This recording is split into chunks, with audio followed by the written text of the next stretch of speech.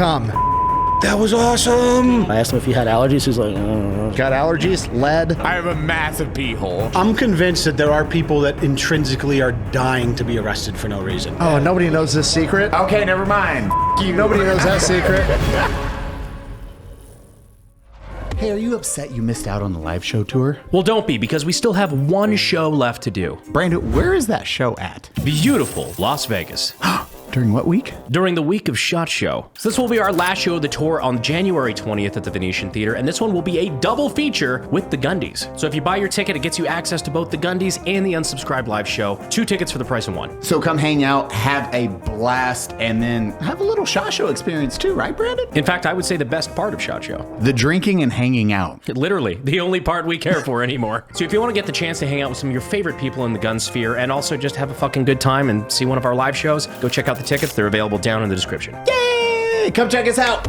Oh yeah, we got it. Ready? It's so embarrassing. Mango. Okay, everyone knows how this works. Tangerine. Do a new one. 3, 2, 1. I was a second behind. Embarrassing. Oh, so good. Yeah, that's nice. that is not bad. Still not Cody. Hi, everyone. Thank you for coming to the Unsubscribed podcast. I'm joined here today by Mr. Eli Doubletap, our old friend, Mr. Leon Lush, and our new friend, Mr. Anthony, a.k.a. EMTBadge502. Guilty. Yes. Nailed it. Remember the Nailed number? it. It's 502 or 592. Fucking... Roll the dice. By the time I get to EMTBAD, it's like it autofills, okay? I'm sorry. Allow it. You know what's a good username? Let me add some a lot of numbers in there. It's classic like Anon Twitter where it's like user 578-674-5632. Dude, I think I'm getting shadow banned. No, it's freaking me out. Yeah, no one can on every find other you. platform, it's just Badge502. But someone on Instagram decided they needed that, so that's just the luck I drew. You know, and 502 is my actual badge number. I couldn't get away from it. Has anybody ever asked for your badge number like they asked for cops? Quite literally, yeah. Have they? 100%. I want to hear the story. We go to houses, obviously, all the time, and every so often, it doesn't matter how nice you are, how courteous you are to people. You know, sometimes you get that person who just doesn't love you, and you just step back and let the other EMTs handle it, and they're like, I want your badge number, I want your name, I want your dad's name, I want your next door neighbor's name. Leave me alone. What happened? How dare you come and try and help me? Yeah. You called me. Yeah, that's what I mean. Why are you Jobs yelling I'm at not me? jealous of. Dude, we got two amazing individuals. Both now are doing. You're expanding into different content now. You're like, hey, let's figure out let's break down cop videos. Let's have some people being stupid. Let's also do the family This stuff. very, very polite way of saying let's exploit my wife's innocence on the internet. I'm glad you said it because she would have been I'll be like, well, Nick said it, not me. Yeah, we do a little bit of everything. I mean, I've been in the game for a while, had the ups and downs, typical roller coaster of being a YouTuber. But she was courteous enough to, at my behest in like 2018, be like, honey, why don't you just sit down with me and see what happens, do what I do, and we'll do it together. And she's a very not online person, doesn't like cameras, blah, blah, blah. But fast forward 5-6 years, she's got a little niche audience that loves her. You know, she's much more comfortable on camera. So we sit down, shoot the shit. Is kind of that relationship, like the squabble, the banter between us. I think that people like. And then, as far as what I do, I'm just throwing pickles. Like I've said this before, throwing pickles at the fridge, seeing what sticks. You know, I'm just trying new shit. I actually watch quite a few of your videos, and there's nothing funnier than when your wife asks you a question, and I can just see your brain start calculating. You hit pause on the video, and you're like, I need to explain a level 9 meme to somebody that has no internet history background. You're like, yeah. It started when we killed this gorilla in 2016, and then there was... Dude, the best moment, and I'll never forget it, I still give her shit to this day. It was right at the height of Marvel supremacy. What was it? Infinity War Endgame had just come out, and it was Thanos was the most popular bad guy of all time. And we're sitting down and we're doing a video, and a Thanos meme comes up, and she's like, "Who's that?" Here we go. And it was just excuse me? You asked me, who's Thanos? She's like, yeah, who's Thanos? And then, so ever since that day, I was like, the snap, I pull out the fucking power glove. It's not working. I was like, so I absolutely annihilated her on camera, and it was very fun. And I was like, yeah, this could work. Let's keep doing this. Let's keep It's doing always this. that bullying. Yeah, and to the, like 5 years later to this day, I'm like, oh, we're gonna have a Thanos moment right now, aren't we? Yeah. Bullying is love. Love is bullying. Yeah, she's just that type of like normie Instagram bitch that's just like, ooh, my fun little like recipes and like here's this fun thing, and I'm on like X, like watching people get murdered and like doing all this dumb shit, like going down rabbit holes, and then we get together for a couple hours a week and watch shit together. And I'm like, oh yeah, I've seen this a million times. She's like, what's this? I'm like, I don't have the time to explain it to you, so we're just gonna move on to the next one. And then, so it's a fun dynamic that works between the two of us, and is as corny as it might sound, it's like having done it for like 5 or 6 years now. It's cool as a married guy to like have an excuse to sit down and kind of like banter with your chick for a couple hours a week in a way that's like a business, but also in a way that like you're doing it because it makes money, but also there's been some really cool organic moments that have come from it, which has been really cool looking back. Yeah. You get like Nick, you start incorporating your wife, I incorporate Sav. And those are those things where it strengthens your relationship, because I think when you're really solidified in like a family relationship, and it shows on camera, everyone's happy. Yeah. And then others like, oh man, that's dope. I want that. Yeah. It's like, just have fun with it. Yeah, I bring my wife on to bond, not for money laundering and tax evasion. That's why my wife's on, so we can bond. I don't see two big bags of money when I stare at my wife. No, that definitely not me. Certainly not. I don't exploit her in every single thumbnail possible. She went on Unsub. She went on stage, and the audience went fucking nuts. That they did. Yeah, went bananas. What'd you say? Just walked in because she's in all my ads. She delete me. She just walked out, said it. The whole crowd, yeah. And she came out. She's like, oh my god, oh my god. What do I do? She rode that high all night. I'll text my wife and be like, honey, views are dipping this month. Can you wear that low cut shirt that you love? Yeah. Views are down. Oh, holy shit. That's my favorite story. Well, I don't know if we're allowed to talk about it. I mean, I'll ask her later. We can cut it out. I'll let you know. But I mean, like, my wife does not do it. Like, my wife has half a margarita at the Mexican restaurant at lunch, and my arms feel heavy. Drunk. Yeah. Carry you out of here. I love you, but this is why you're the DD. Like, I'm not drinking, so you can have half a margarita. My wife's okay? the I'm getting exact fucking same. trashed. Anyway, so we go out. This is the San Diego show, and everything's going great. She does her little delete me bit. She goes out in the crowd and, bye, love you. Go watch me perform, whatever. I come back out after the show to find my wife in the crowd, and my wife is on fucking Jupiter. I'm like, what the fuck is going on here? Hannah ate the entire chocolate bar. Okay, how much is an entire chocolate bar? She wasn't feeling it, by the way, But it I've been there. Yeah. It's not doing anything. You want to take a guess on how much a chocolate bar was? Never done this. She doesn't do any weed Is this THC? at all. Yes. 100 milligrams? Yeah. I was going to say about 100. Yeah. Out the gate. Thanks for playing, dude. If I do 10, I'm legless, and I'm a big guy. So That's right. Yeah. I was like, oh god, get out of here. She was paranoid. It was aggressive. It feels like you're dying for several hours. It's a horrible You experience. gotta realize she was in a crowd with 1,100 people that all knew who she was, and they all wanted to come up and talk to her. And she's that's just not fucking that's not like, gonna work. Dude, I walked up, I was like, you good? I was like, you need to go eat and lay down. And she like, she just starts ascending into heaven. I was like, she was mad. She's like, I'm not buying you dinner. talking to you. I have questions. Does she normally do nothing. Not a thing. So who convinced her to eat the chocolate bar? Well, was she like, oh, this will take the edge off? She wanted to have like a little tiny bit, like 5 milligrams. Sure. And then like a little sliver at of some point, like it was broken into 5 milligram increments. Okay. Like it was like a Kit Kat. And like the only edible they could buy apparently was 100 milligrams altogether, and they were gonna, like, I don't know, save it, share it, whatever the fuck. Yeah. And her brother, who does do edibles and stuff, and he turned around and she was like, yeah, she just ate the whole thing because she said it wasn't working. And now it's definitely fucking working. That is the way. That is the roller coaster that people get on. It's like, man, it's been 10 minutes. I don't feel a thing. 20 minutes. This isn't working. Jesus Christ, Kylo Ren, calm down. Yeah. The good news is that's a mistake you typically only make once. Yeah. I guarantee it. I've been to multiple of those houses. Yeah. Multiple. And I've had one guy who was just sitting on the curb, just freaking out. I'm like, what's going on? He's like, I don't know. like, my heart's racing, and I'm like, what did you do something different today? He's like, I ate this edible, and I was like, there it is. Yep. That's There it it. is. Because How much did especially you eat? I was like, I don't know. now they're strong. Plot You twist, see, I like- ate the entire edible. They're strong, but they're also so. Depending on where you buy them from, like they sell them 20 milligrams, 100 milligrams. You get the gummies, the chocolates, whatever food choice you want. But the beauty of it now, like as it's become so mainstream, is you can really have a reasonable idea of how many milligrams you're having, so you can dose it correctly. I'm thinking back to like when I was in high school. I just had my buddy Zach, who was like dealing cocaine at the time.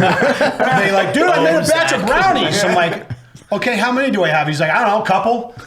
I'm like, A couple okay. brownies? Yeah, I'm like, and literally, it's literally brownies. With, he didn't even like make it into butter. It was just like nuggets of weed, just like in the brownies. He's not good at mixing either. It's just foliage? So I What eat is two. I eat two, and of course, same thing. This is like back when edibles weren't as mainstream, and it was probably one of my first experiences. I like smoked off and on through high school, blah blah blah.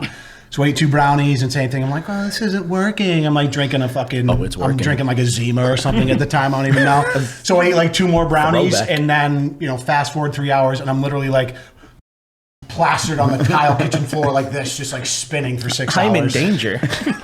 Dude, it is. We had one of my And that buddies. summed up the time of my life. The best night I've ever had. There's my one buddy. He just eats them, and then he's like, "Oh, want some?" I was like, "Oh no, I'm good." I was like, "What? What's that? What does that bottle say on the dosage?" He's like, "Oh, they're 400 milligrams per cube." I was like, Excuse me? "Huh? Take care. Why? Why?"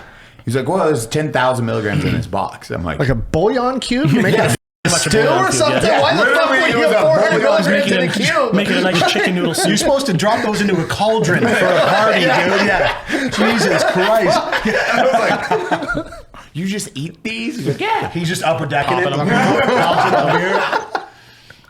5,000 milligrams an hour right now. I'm exploding. I do 6 a day. What's You the gotta problem? call it like it's called the Allspark. The Allspark. Oh my God, dude. People are crashing on 5 milligrams. This guy's eating the Tesseract. It's like,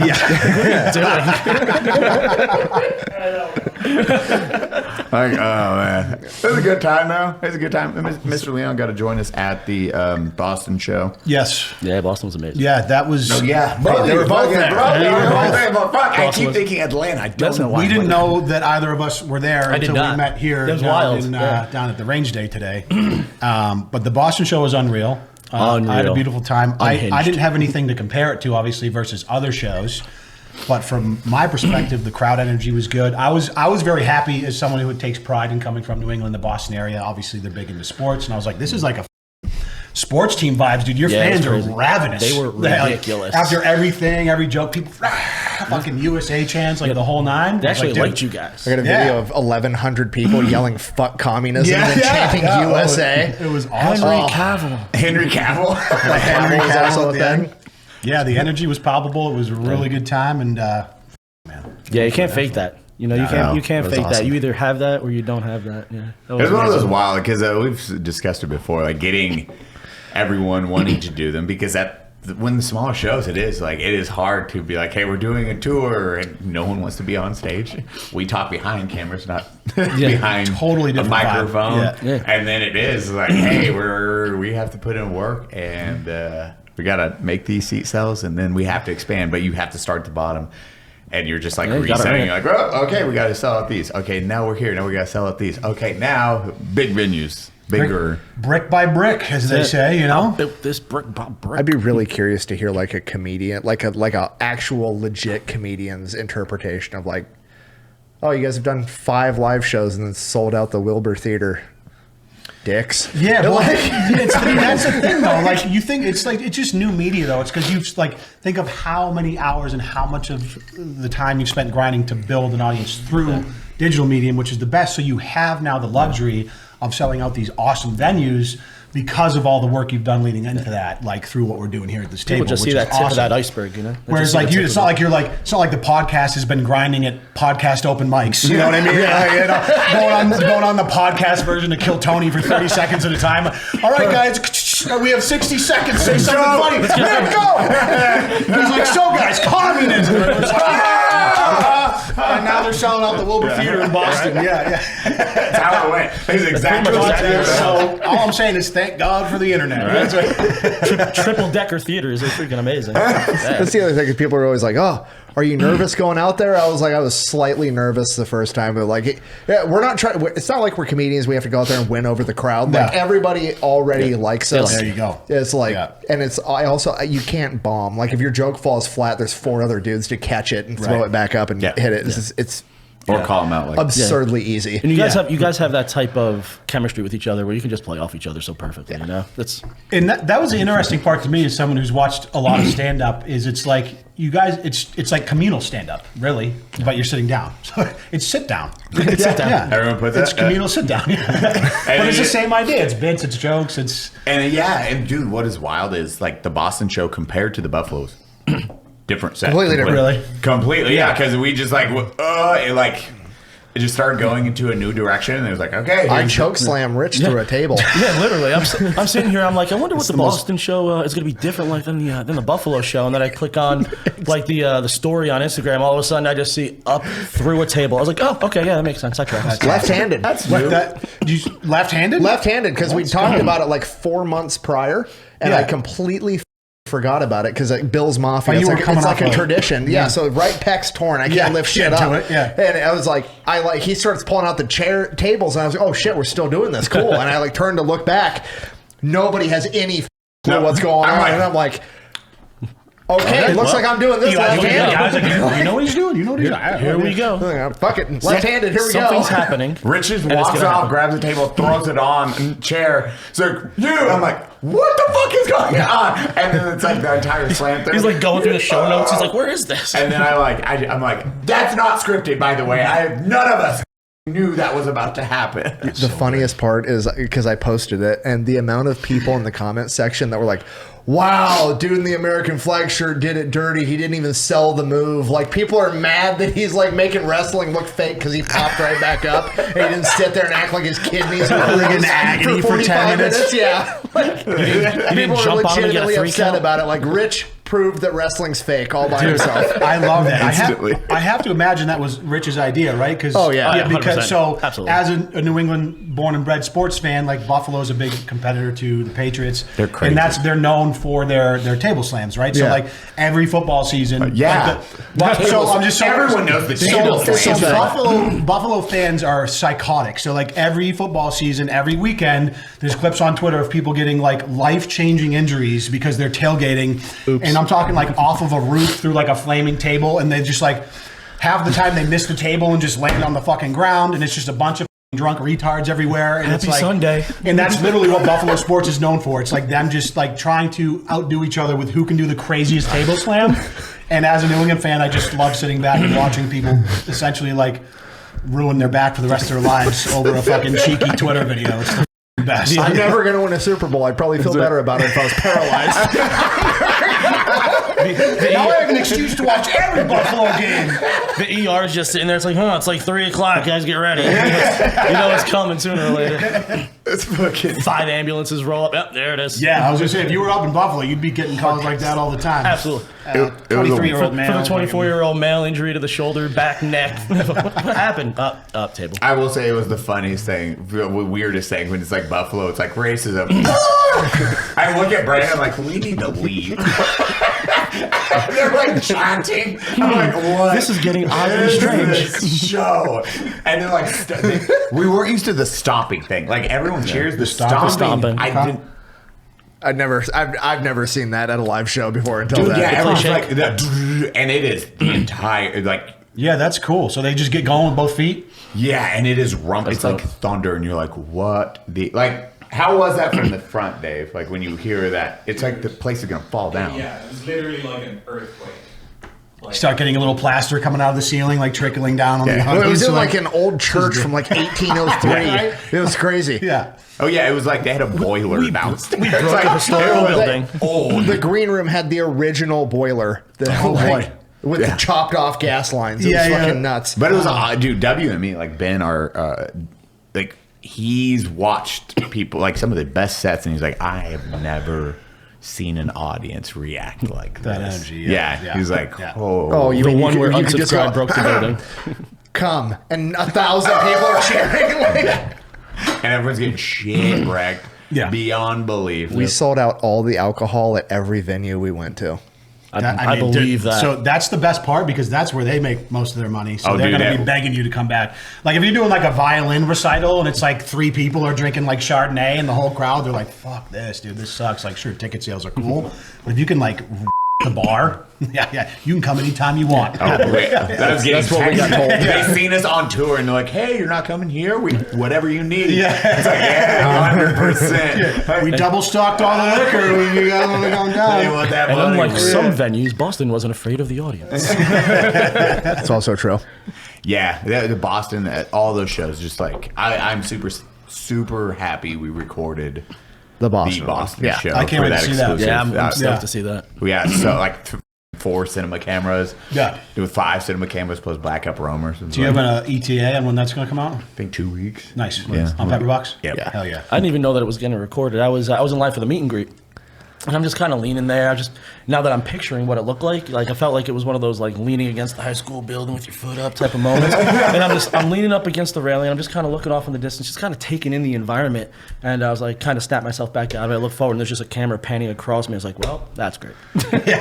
Caught me in my own fucking Freaking caught me. You were getting recognized a don't bunch have while to you were use there. that. I was getting recognized a bunch. So That you was had a bunch of pictures That was of a heck people. of a heck of a time. It's not my own element. I got recognized at hospitals or EMT events and stuff like that. But walking in there and like as soon as I walked in the building, there was just a circle of folks that were there for the meet and greet, and I just walked in. They're like, "Do I know you?" I'm like, "I don't. Are you a paramedic?" I'm like, "Oh, I'm an EMT." He's like, "Are you on TikTok?" I'm like, I am on TikTok, and it just started from there, and that it didn't end until we left the bar across the street. I'm glad our audience needs to be told not to shove stuff up their asses. Are you the guy that recommends not putting things in your ass? Because I don't like that advice. Yeah, they're like, how dare you? Trying to dictate what goes in my ass. How dare you? I mean, we got to ask, what's the weirdest thing you've had to pull out of somebody's ass? So I didn't pull it out. As an EMT, I try really hard not to put anything or take anything out. Don't of anybody. sneeze, you'll break the light bulb. Like, what happened? So, I mean, the story that ended up happening was when I was on a paid department. So I ended up going on a call, and it's when I do these rants. It's always like Slide closer. Slide get that dick in there. When I do these rants, they're serious about how it happened. So like it's always like some stupid 3 o'clock in the morning just junk that happens. And what ended up happening was it was a 3 o'clock in the morning call, and we get dispatched for a 19-year-old male who has an injury to the an impaled object injury to the abdomen. So I'm like, oh, this is great. This guy fell on a pair of scissors, fell on a knife, cooking. I'm like, what? This could be anything. We get over there, and he's just sitting there on his couch, kind of, pardon the pun, but cocked to one side. And he's just looking at me with these doe eyes. I'm like, oh, hey, buddy, my name's Anthony. What's going on? I'm like, you're not bleeding? What's going on? He just hands me a Suave bottle, a Suave shampoo bottle. And I'm just like, why doesn't it have a lid on it? Why doesn't it have a lid on it? And he's just looking at me. I'm like, understood. Okay, we're gonna get through this. All right. Yeah. So I asked him how it happened. And he's like, I was in the shower. I sat down. He's like, I sat down on it and I was trying to have some fun and thing came off and now it's sealed like a time lock at the bank and it's not coming out. So I was like, well, we're in this now. Was this like one of the pump top lotion? No, Was this like a fish hook situation? Straight up screw top Suave bottle. Yeah, so when the top just went boop. Yeah, the top just unscrewed and that was it. So we ended up transporting him, and with the burden of knowledge of how that's coming out, it's not a fun image. It's exactly like just what you think it is. They're gonna spread it and they're gonna go in there and they're gonna get it. So get the forceps out. Yeah, exactly right. You may as well just get like the jaws of life. I feel like there's a basic, like a real basic level IQ test. It's like if you're gonna drill something into your ass. Mm-hmm. Absolutely prerequisite is to make sure there's no detachable parts. One would think. Like this, so that's like kind of like, are you below or above 100 IQ? It's like below, Suave bottle, cap comes off of my colon. All right, now it's a bad day. All right, yeah, it's a bad day had by all. It's like my erector set broke inside. Like 20 minutes before that, he sees a BuzzFeed article about prostate massage, and he's like, this could be something. And I fell on it. Yeah, I don't have a dildo. I can make one out of Legos. Maybe the shampoo bottle with a very easily removable cap will work. Exactly. I fell on it. Yeah, everybody falls on a 3-foot statue of Barbara Streisand in their bathroom. That's just how it works. Next thing you know, you sneeze and Anthony's standing over you like this. How many times have you heard when in that situation where like I fell? Yeah, that's the answer. It's Is that 95% of the time. I fell and the this. shampoo bottle untwisted itself and wound up in my ass. The big answer you'll get is, I didn't expect that to happen. I just want to sit there. And you know, it's one of those things. Like the new thing on the internet is, we listen, we don't judge, right? But my answer to them is just always, judge. what did you think was going to happen? Like, I just want to know. How did you think this was going to go? Oh, I judge. Looking at him with those big doe eyes like, oh no, he's going to talk about me on TikTok. Yeah, you're probably at that point now. You comment there. Can I get a selfie? What? I'm a huge fan. This is really unfortunate. This is so sorry to listen. Did to you do this because you know I'd show up? This is why I say don't meet Guilty. me like this. I literally do not want to meet you like this. Yikes, dude. How long have you been doing TikTok? TikTok, I think I started in like 2021. I was just making like, it's just like everybody else starts out, just making goofy stuff to pass the time, have a good time, and just put stuff out there that made me laugh. If it didn't make somebody else laugh, it made me laugh, and that was something. And then one day I made a video, and it was just this weird, like, I guess the best way to describe it's like this serpentine-looking kinetic thing that was going like this, and I was like, that is phallic. I'm just like, I don't know. So the whole video was just this serpentine thing going, and I just cut right to me just real fast, and it was like a hard zoom, and I was just like, no. And that just detonated. One of my friends sent me a message, and they were like, you need to go on your TikTok right now because that is exploding. And I'm sitting there like, okay, well, my previous video hit like 16 people. So I guess the new one's probably going to hit like 100 people. It's exploding. So I looked at it and it was like 300,000 after like 3 hours. What was the phallic thing? What are we talking about? It was like this weird, like gold-colored kinetic spiraled sculpture that was just doing this. That was in someone's ass? No. Okay. It was just sitting on a table. It's like Okay, I see what you're saying. Yeah. I mean, listen, I haven't seen that thing in a long time, so who knows where it ended up. But. In great places. Like after you tell somebody no so many times, it's like, but my body's telling me yes. So how long have you been in EMT? So I've officially been in EMT for just a little over 4 years. Okay. Yeah, I'm a relatively newer EMT. What did you do before that? I have done everything under the surface. I was a range safety officer at a firearms range. I was in the restaurant business for 10, 11 years. I was a food manager for the Job Corps program. If anybody's familiar with the Job Corps program, which is a really cool program the government does for underprivileged or second or third chance individuals. It's a really good program, and I ended up being the food manager over there. Just everything under the sun. I installed pools, just everything. And then finally, I got out of the restaurant business, got out of the Job Corps business, and decided I needed to do something a little bit more of value, at least in my own mind, something a little more of value. And my mom. My mom always had this sign that was above our couch. And not that my mom's a huge Muhammad Ali fan, so I have no idea why this was even there, but I guess it's something that she believed in. It just said, service to others is the rent that we pay for our room here on earth. And it's something that just always stuck with me. It's something that I put on whenever anybody would ask me for what my favorite quote is. It was always that. So when I finally settled in on what I thought I wanted to do, I messaged one of my friends. I'm like, hey, how do I get involved in EMS? Like, it's something I really think I want to do, but it seems like such a difficult thing to get involved in. And he's like, go down to the department and say hi. And I'm like, oh, well, you run a hard bargain there, but I think I can do that. So, Please, God, we need warm bodies in our they're looking for people. Yeah. Like, and that was pretty much it. I went down there and I probeed for about 6 or 7 months, and they're like, do you want to go to EMT school? Do you feel comfortable? Do you feel confident? I'm like, I feel good. My trainers were amazing. And I went to EMT school, and then as soon as EMT school started, people started getting coffee sneezies, and 2 weeks later, COVID hit. So I became an EMT right in the heart of COVID. They shut school down. It became remote. It took me twice as long just to get through school because I couldn't do practicals. We couldn't meet in person to do hands-on stuff.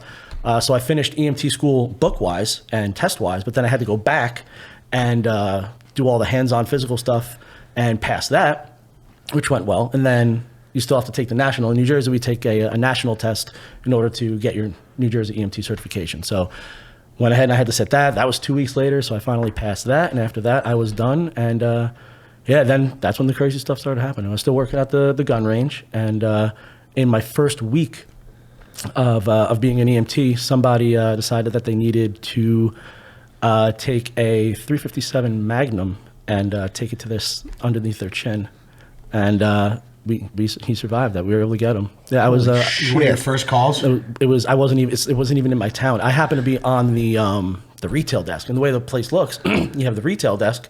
There's an area where people come in and pay for their membership or their range time and all that stuff. And just on the opposite side, there's you got the glass wall, and there's what was the 25-yard range, the main range. Wait, he showed up to the range and did it? Exactly right, he did. So is this like a range-owned gun? This was a range-owned gun. Yeah. And we have special rules. Damn. We had special rules, like if you're not allowed to go in there and rent a firearm by yourself. That was a main rule. And he wasn't by himself. He was with his girlfriend. And he was basically, it was insane. So I was in the retail counter. Babe, do I have the date for you? We have these, we have earpieces in so we can communicate with everybody. And Jesus Christ. all you see is there's protocol in case something bad happens, right? So you see I just see the range starting to clear out. The privacy curtains just get cut down. I'm just like, and there was a guy next to me who was already an EMT for a little while, just so happened, and he just started.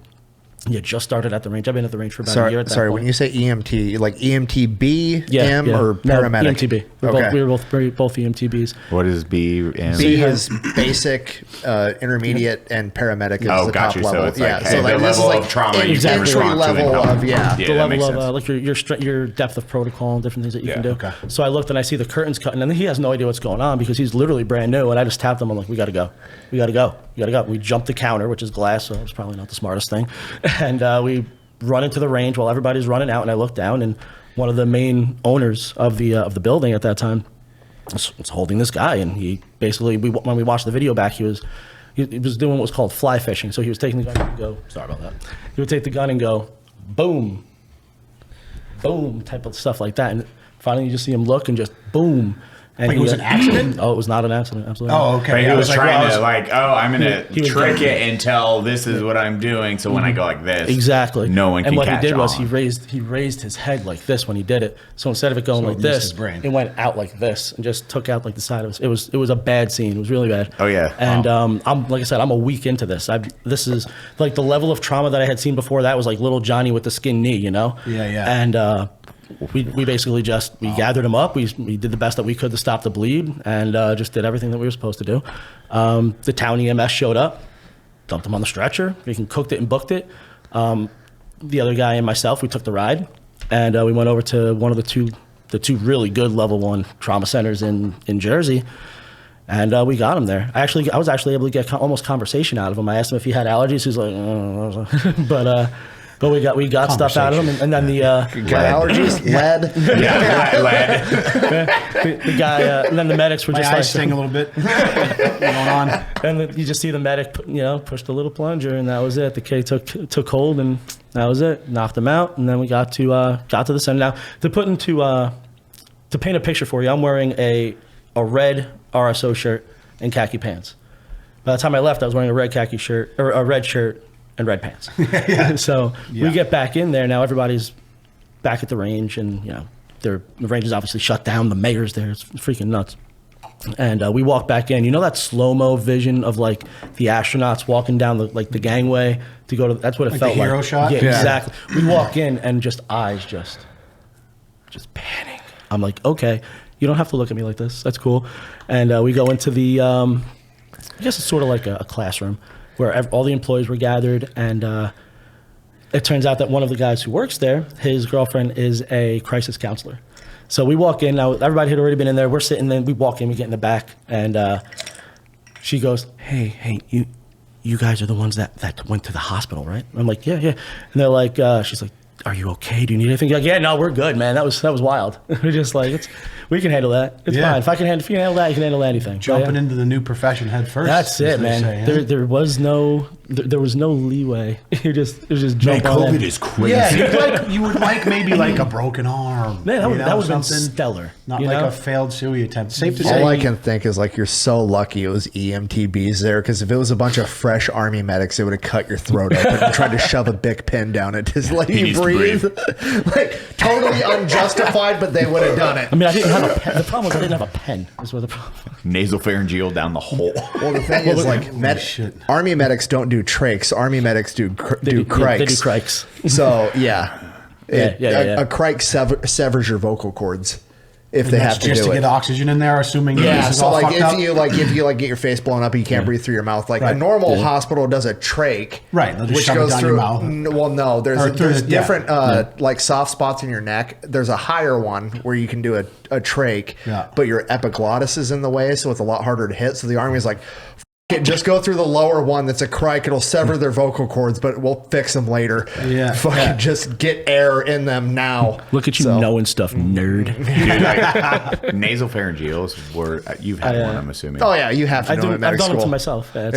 I had like a big dude, and it was an Army one, and it was like that 2000. It was 2007 when I got that because they were like, hey, if you do this, you can go on leave earlier from Iraq. I was like, 100%.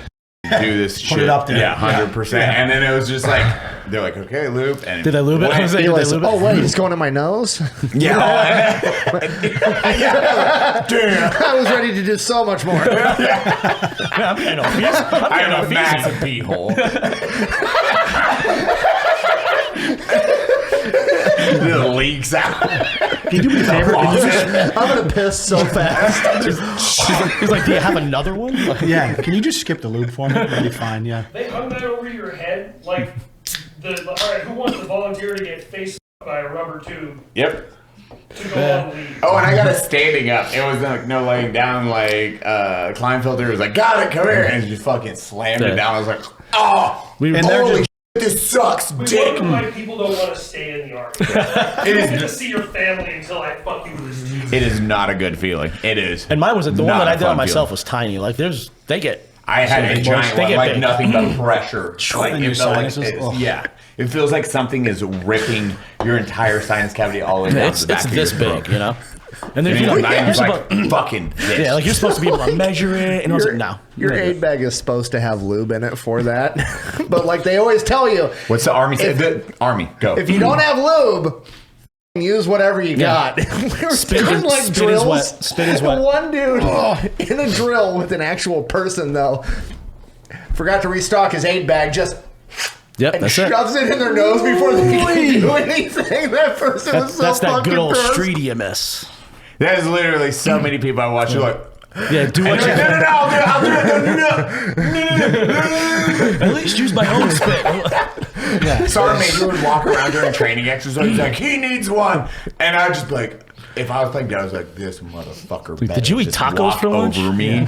Please do. Okay, it's good. And then he's just calling people that are dead. He's like, he's hurt. He needs one. He needs one. And the medics are just like giving nasopharyngeals down, and we're doing like the Army big Like ones. pinky size. Yeah, like One size fits none. 6 Yeah. gauge. Do it with an fucking NCD. Nature's lube. dude, watching those guys. That's it. dude, like, Medic school was so fun. We Do used what to, you can we used to when you play can. horse with IVs. Let's go. We were doing it in feet. All right, now do it in the vein in their forehead. Like all kinds of stupid shit. I remember the first time I saw somebody have to do an EJ line. I'm just like, oh God, okay. Yeah. All right, this is gonna be messy. I gave one to God, what is his? Oh my God, why am I not remembering Leroy Jenkins? And I know it sounds like Actually, that. Leroy Like, Yeah, there's like a- the Warcraft? All right, Leroy boys, Jenkins? let's do He this. He has the exact same name. name. Yeah, same name randomly. But he's like, "Oh, you're good. We've been drinking." He's like, "Just give me one here. This is Just give me I was one. Like, why? He's like, "No, you're fine. You're fine. Here, walk it in, walk it." And I'm like. I gave him one. Got it. But it's terrifying. Your buddy's just On an like, yeah, update, this I is fun." still have his blood in my living room. Yeah. That was like for practice? What was the... Yeah, Leroy's It was for Tuesday. crazy. We're hungover. It's fine. Yeah, everyone. Bonus IVs. It's Practical hours. That's all it was. people being people. Yeah. So you went TikTok, IG route. Are you getting into YouTube next? So yeah, right now, I mean, YouTube is basically just take this content, put it on YouTube. But yeah, we're going to be going into an expanded format and trying to test the waters and see how well we do over on long form YouTube content. Been talking to the guys about it. So I'm really excited about it. Are you still an EMTB? I am. Yeah. Okay. Are you going to work towards paramedic, or are you going to let us talk you out of it to just be a YouTuber full time? we got Ethan to quit his job after like 19 years or however long you've been doing it. I'm still trying to quit. It's okay. Keep telling me to show up. I literally went and I saw his heart get corrupted. It was beautiful. You just felt it. You just felt A day. It was funny because I got tagged in his YouTube video where he's like, I made a decision, and he talks about how he's going to try to get out of the army now. And all the comment section was like, "Fat Electrician won." That was quick. Wow, he really rolled over. Ow, my arm. It was. Let me tell you. It was a really, really hard job. I'm very proud of myself. A normal man absolutely could not convince somebody that being a YouTuber that gets to do whatever the fuck he wants 24/7 is way better job than the army. It was a Herculean effort, really. I just don't want to be cold anymore. Like, I'm so tired of standing in a people box at 5 in the morning, making sure other grown men dress the same as me. Okay? Fuck. Gets way harder when you're YouTube successful too. That's my favorite. It's like, I don't have to be here, but I do. Yeah, dude, that would be the most rough time in the military. You have like, he hits me up and he's like, "Dude, I'm trying to buy a house and they don't like that I make money on the internet." And I was like, "Yeah, that's like the one downside of this job. Trying to explain to the bank you're not a drug dealer." Yeah. So this 60 grand, where did you say it came from? Listen, Mike, you're not going to believe this, but just look at my analytics. If you look right here, Google says I'm wealthy. Have I ever told you the story how I got my house, like the loan for my house? I could not get a fucking loan to get a house. You go to the bank and you're like, "Here's like my banking and my like all my shit," and they're like, "You don't have a W-2." I was like, "Well, no, I work for myself or whatever," and they're like, "But here's like all my bank records. Here's my income. Like I can afford this house. Like it's not a problem." They're like, "Well, you don't have a W-2. We really don't like that." I was like, "I mean, cool, but like I can, I have enough for a down payment. Like I can definitely pay. Like I have a wife and kids. I'm not gonna fucking put myself in a situation where we're gonna be homeless. Like it's fine." And they're like, "Nope." So I went to every bank in town, finally found one, but they were like super weirded out about it. The original loan officer was like, "Cool, completely understand. Very simple. Like you make a video, ads play, you get paid for it, you sell some t-shirts. Makes sense, right? Not super complicated." And then they're like, "We have to take it to this loan committee," which is like, I don't know, elder dinosaurs that are like in charge of all the money on the planet, apparently. And like, what? Yeah, exactly. Dinosaurs Dude, that just exactly. live in skyscrapers Yeah, somewhere. it's just like a board of Nancy Pelosi's that aren't cheating the stock market and shorting Tesla. Yeah, and so I had to like go before them, if you will, as two men and a woman, and they're like, well, explain it, and I was like, I make videos, people watch videos, ads play during videos, I get paid for ads, I also sell t-shirts. Fucking pretty straightforward. And the two dudes were like, "Cool, I get it, that's fine. It's literally the same business model as TV. Yeah. Wonderful." Yeah. The woman was just not having it. She was, "I don't understand." I was like, "Okay, I'll say it again. Slower." I guess it's literally, it's TV. You know how commercials play? That's how TV networks make money. She's like, "Right, no, I get it, but like, what does your wife do?" And like, that's become my new pet peeve of the past 2 years, because I get asked it a lot. Like whenever you're like, "Oh, what do you do?" It's like, I make videos on the internet, and they're like, cool, so who's making money in the family? Yeah, it's like, "Oh, cool, you do, buddy. You sit at home all day eating Cheetos in your underwear playing video games while your wife, the surgeon, makes all the money, dickhead." Streaming. And while I do that. So at this point, it's like already become a pet peeve of mine, and I've developed the perfect answer, and it just came out without thinking of it. So she's like, "So what does your wife do?" And I go, "Me." And the two dudes lost their shit in the middle of this loan committee. Anyways, I got the house. It was good. Needless to say, loan secured. My wife loves that joke. Loan secured, not invited back. It's not funny. Don't laugh. Yeah, that's gonna be some like post 2008 housing bubble regulations they made, right? To like be, because if it was 2007, You can walk in and be like, yeah, I've been unemployed for 6 years. I'm in $35,000 of debt. They're like, here's $1 million. Yeah, pretty Buy a much. house. But I got an idea for a business. Yeah. Like, I have you sound like a good concepts candidate of for a business. really expensive loan you'll never be able to pay back. What's the house hunting meme? Like that house hunting show where it's like, oh, I work part time as a substitute teacher, and he collects butterflies. Our budget's $2.7 million for our dream home. Like, With the home TV, it's that TV, home TV network. HGTV. Yeah, it's literally now. Yeah, You're exactly. like, how do these people? It's like, where do you come from? speaking of jokes, my wife loves. I text her. I was like, "Hey, I'm sorry. I told the joke about you getting high at the live show." Let's go. She responds, and I quote, "Oh God, did you make me sound like a total loser? Like how I can't handle drinking a margarita?" That's how we opened the bit, honestly. Yeah. It literally was the segue into the segment. Yeah. Oh my God, how did you know that? We can edit that out, right? Babe, we know each other. Almost like you're married, yeah. Babe, that's so good. I would never do that. Edit. So here's a story. My wife's a ripping lightweight, dude. Can't even drink half a margarita. Immediately replies. Yeah. She once opened a bottle of She's like, Tito's, and I had proud to of you. carry her out of the building. Dude, your big journey into YouTube, what do you think? Dude, for anyone that doesn't know it, short form to long form is a beast to conquer. It is. It is, and short form, it completely different pay structure where you're like, when you see long form, you're like, I need to hop into there. It's a transition worth making. Yeah, but it's just extremely difficult to do it. Nick, of course, did it within like 6 months. Yeah, Nick was like, we're like, do long form. He's like, I say it all okay, the time. like this. Nick's a bit of an anomaly. Yeah, not a good reference of anything to do. No, judge yourself on this scale, actually. You can't do what Nick did. You're fucking stupid and low IQ. Where do you rank on the Nick social media scale? Oh, do long form? Sure. Now I'm cranking millions of views a month in 4 weeks. Okay, cool. Went 0 to Nick. Hey, look, I started a secondary channel, also millions of views. Just so you know, I didn't even Exhausting. want the views. I didn't even want them, but Exhausting. here they are. What am I supposed to do? I had forgotten that you started as like short form Instagram guy, or was it TikTok. TikTok was the, TikTok. Yeah. Do you want to hate me? no, I I love you hate for you. it. I can Yeah. make you hate me. Hate No, I already do, and so you're gonna make it worse. Yeah. So I got hurt, and my wife kept sending me links for TikToks. You have to I like open remember it through this. the internet You were browser. home hurt, yeah. And so I was like, "Fuck it, I'm gonna make TikToks sitting The at home story high is on so angerful. Percocet after Yeah, yeah. surgery, and just like swiping all day." Eventually, like got off Percocet. I was like, I'll be honest, I think I could be funnier than most of these people. And I made one video, 12.6 million views First video you ever made. that I've ever made. My first video That's was the typical- 12.6 views. The typical online experience for anyone looking to get into space. That's usually all it takes is one TikTok and then Trapped in the 12 300 million views. views. yeah. So I've heard this story time and time again. Next That's thing why I you don't know, get people not next thing you jumping know, in you're telling to the female TikTok bankers space. to go fuck themselves, give me a loan for my house.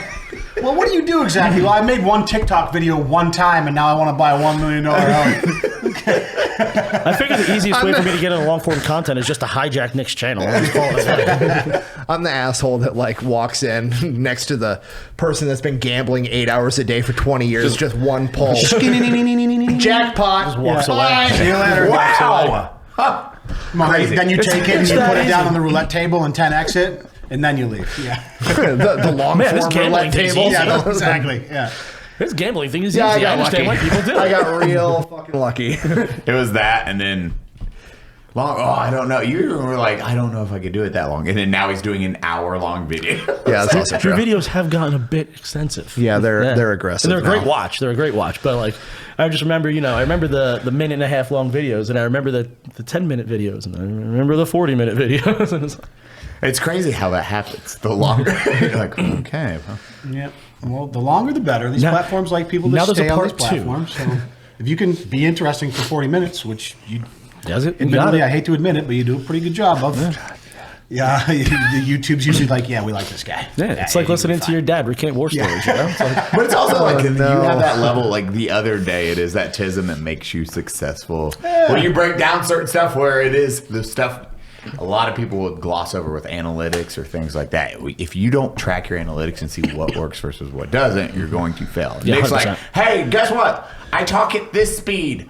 Oh, Why, yeah. Nick? Oh yeah, nobody this was an knows the incredible secret? story. Okay, never mind. Fuck you. Nobody knows that secret. 92. Just tell me, but then cut it out after. So YouTube Cadence I need to Go ahead, Nick. Tell him about 92 beats a minute. Yeah. You've researched cadence of speaking? Yeah. That's awesome. You can I cut this speak out at if you 92 want. beats per minute. Do you have a metronome going when you talk? No, but I listen to it while I'm reading.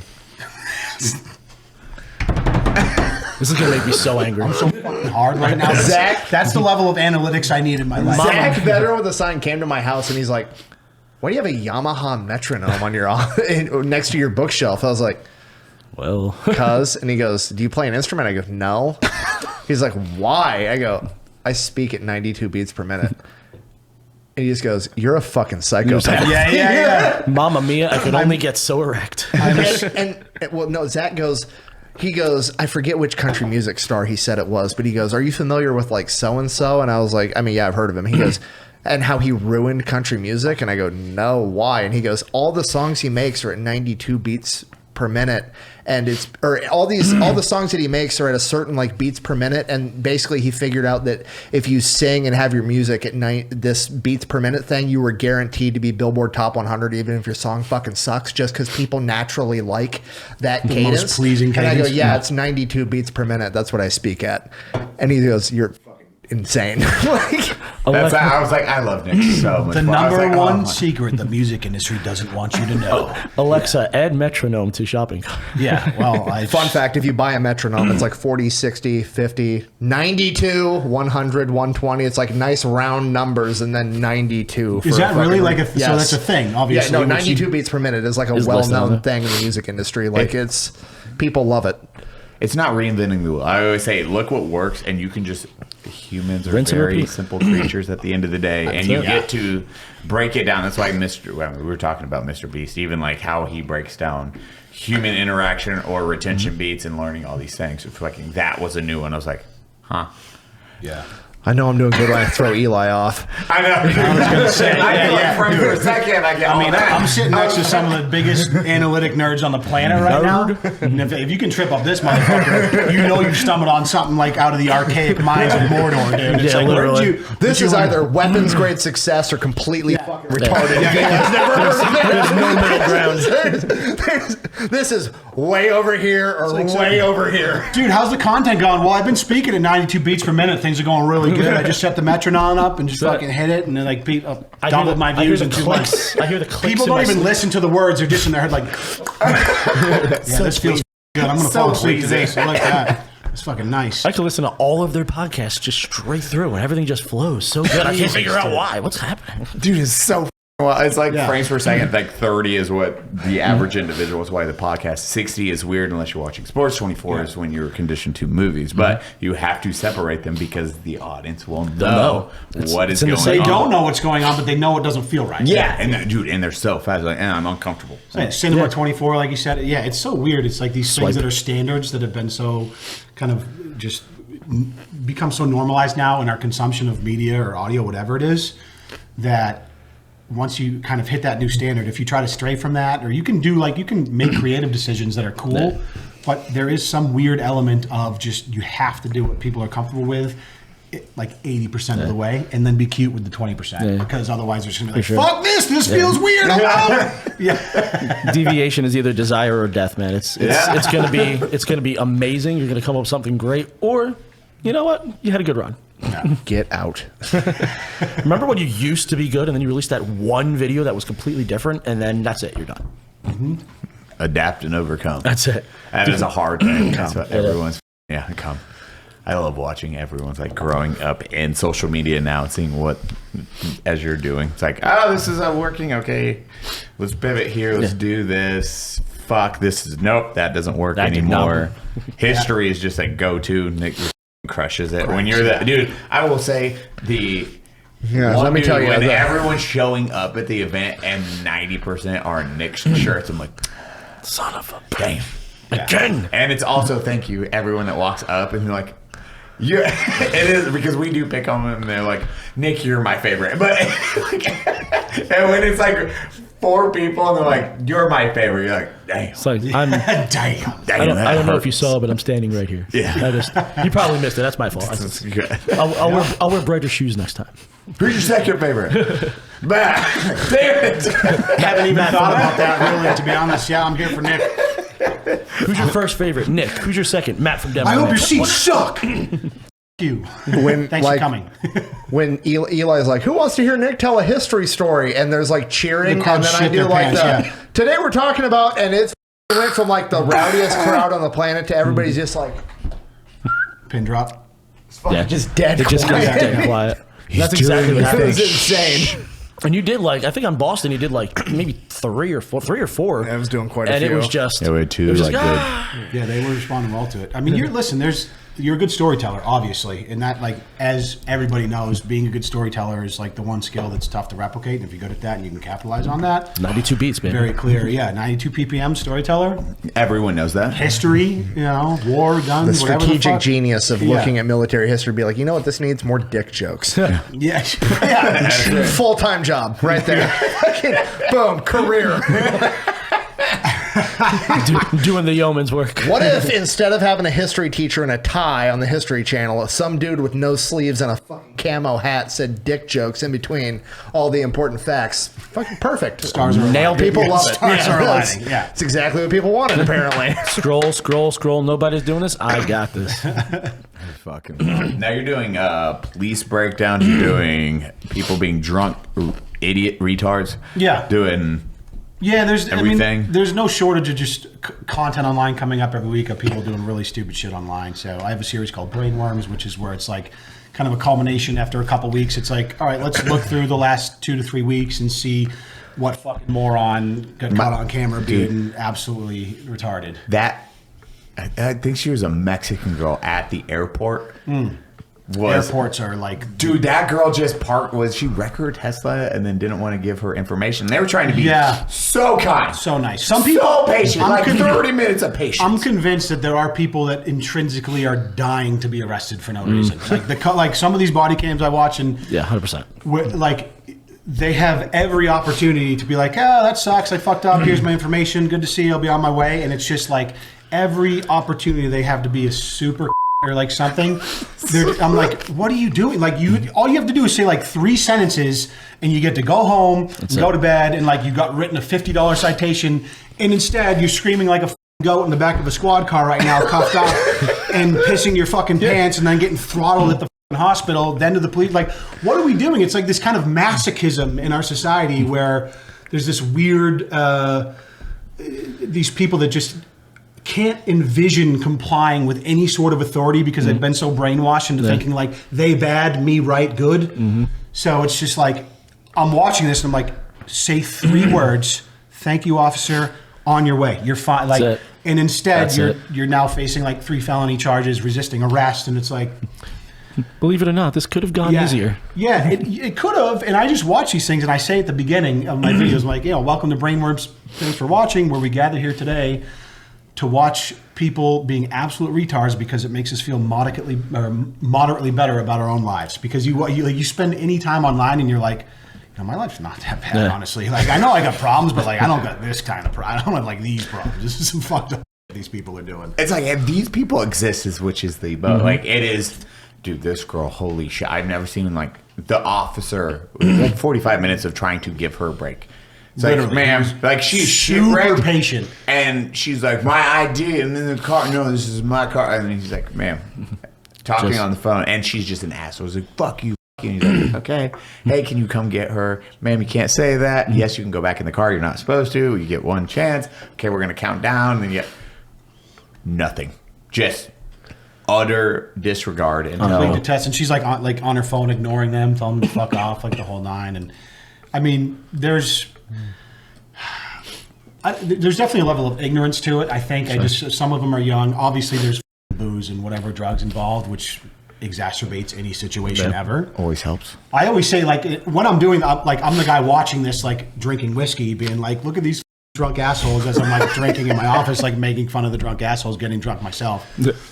But there's like a level of, I don't know how to put it. Like there's good drinkers and people that just shouldn't drink ever, right? You know, and there's kind of like a very hard line. Yeah.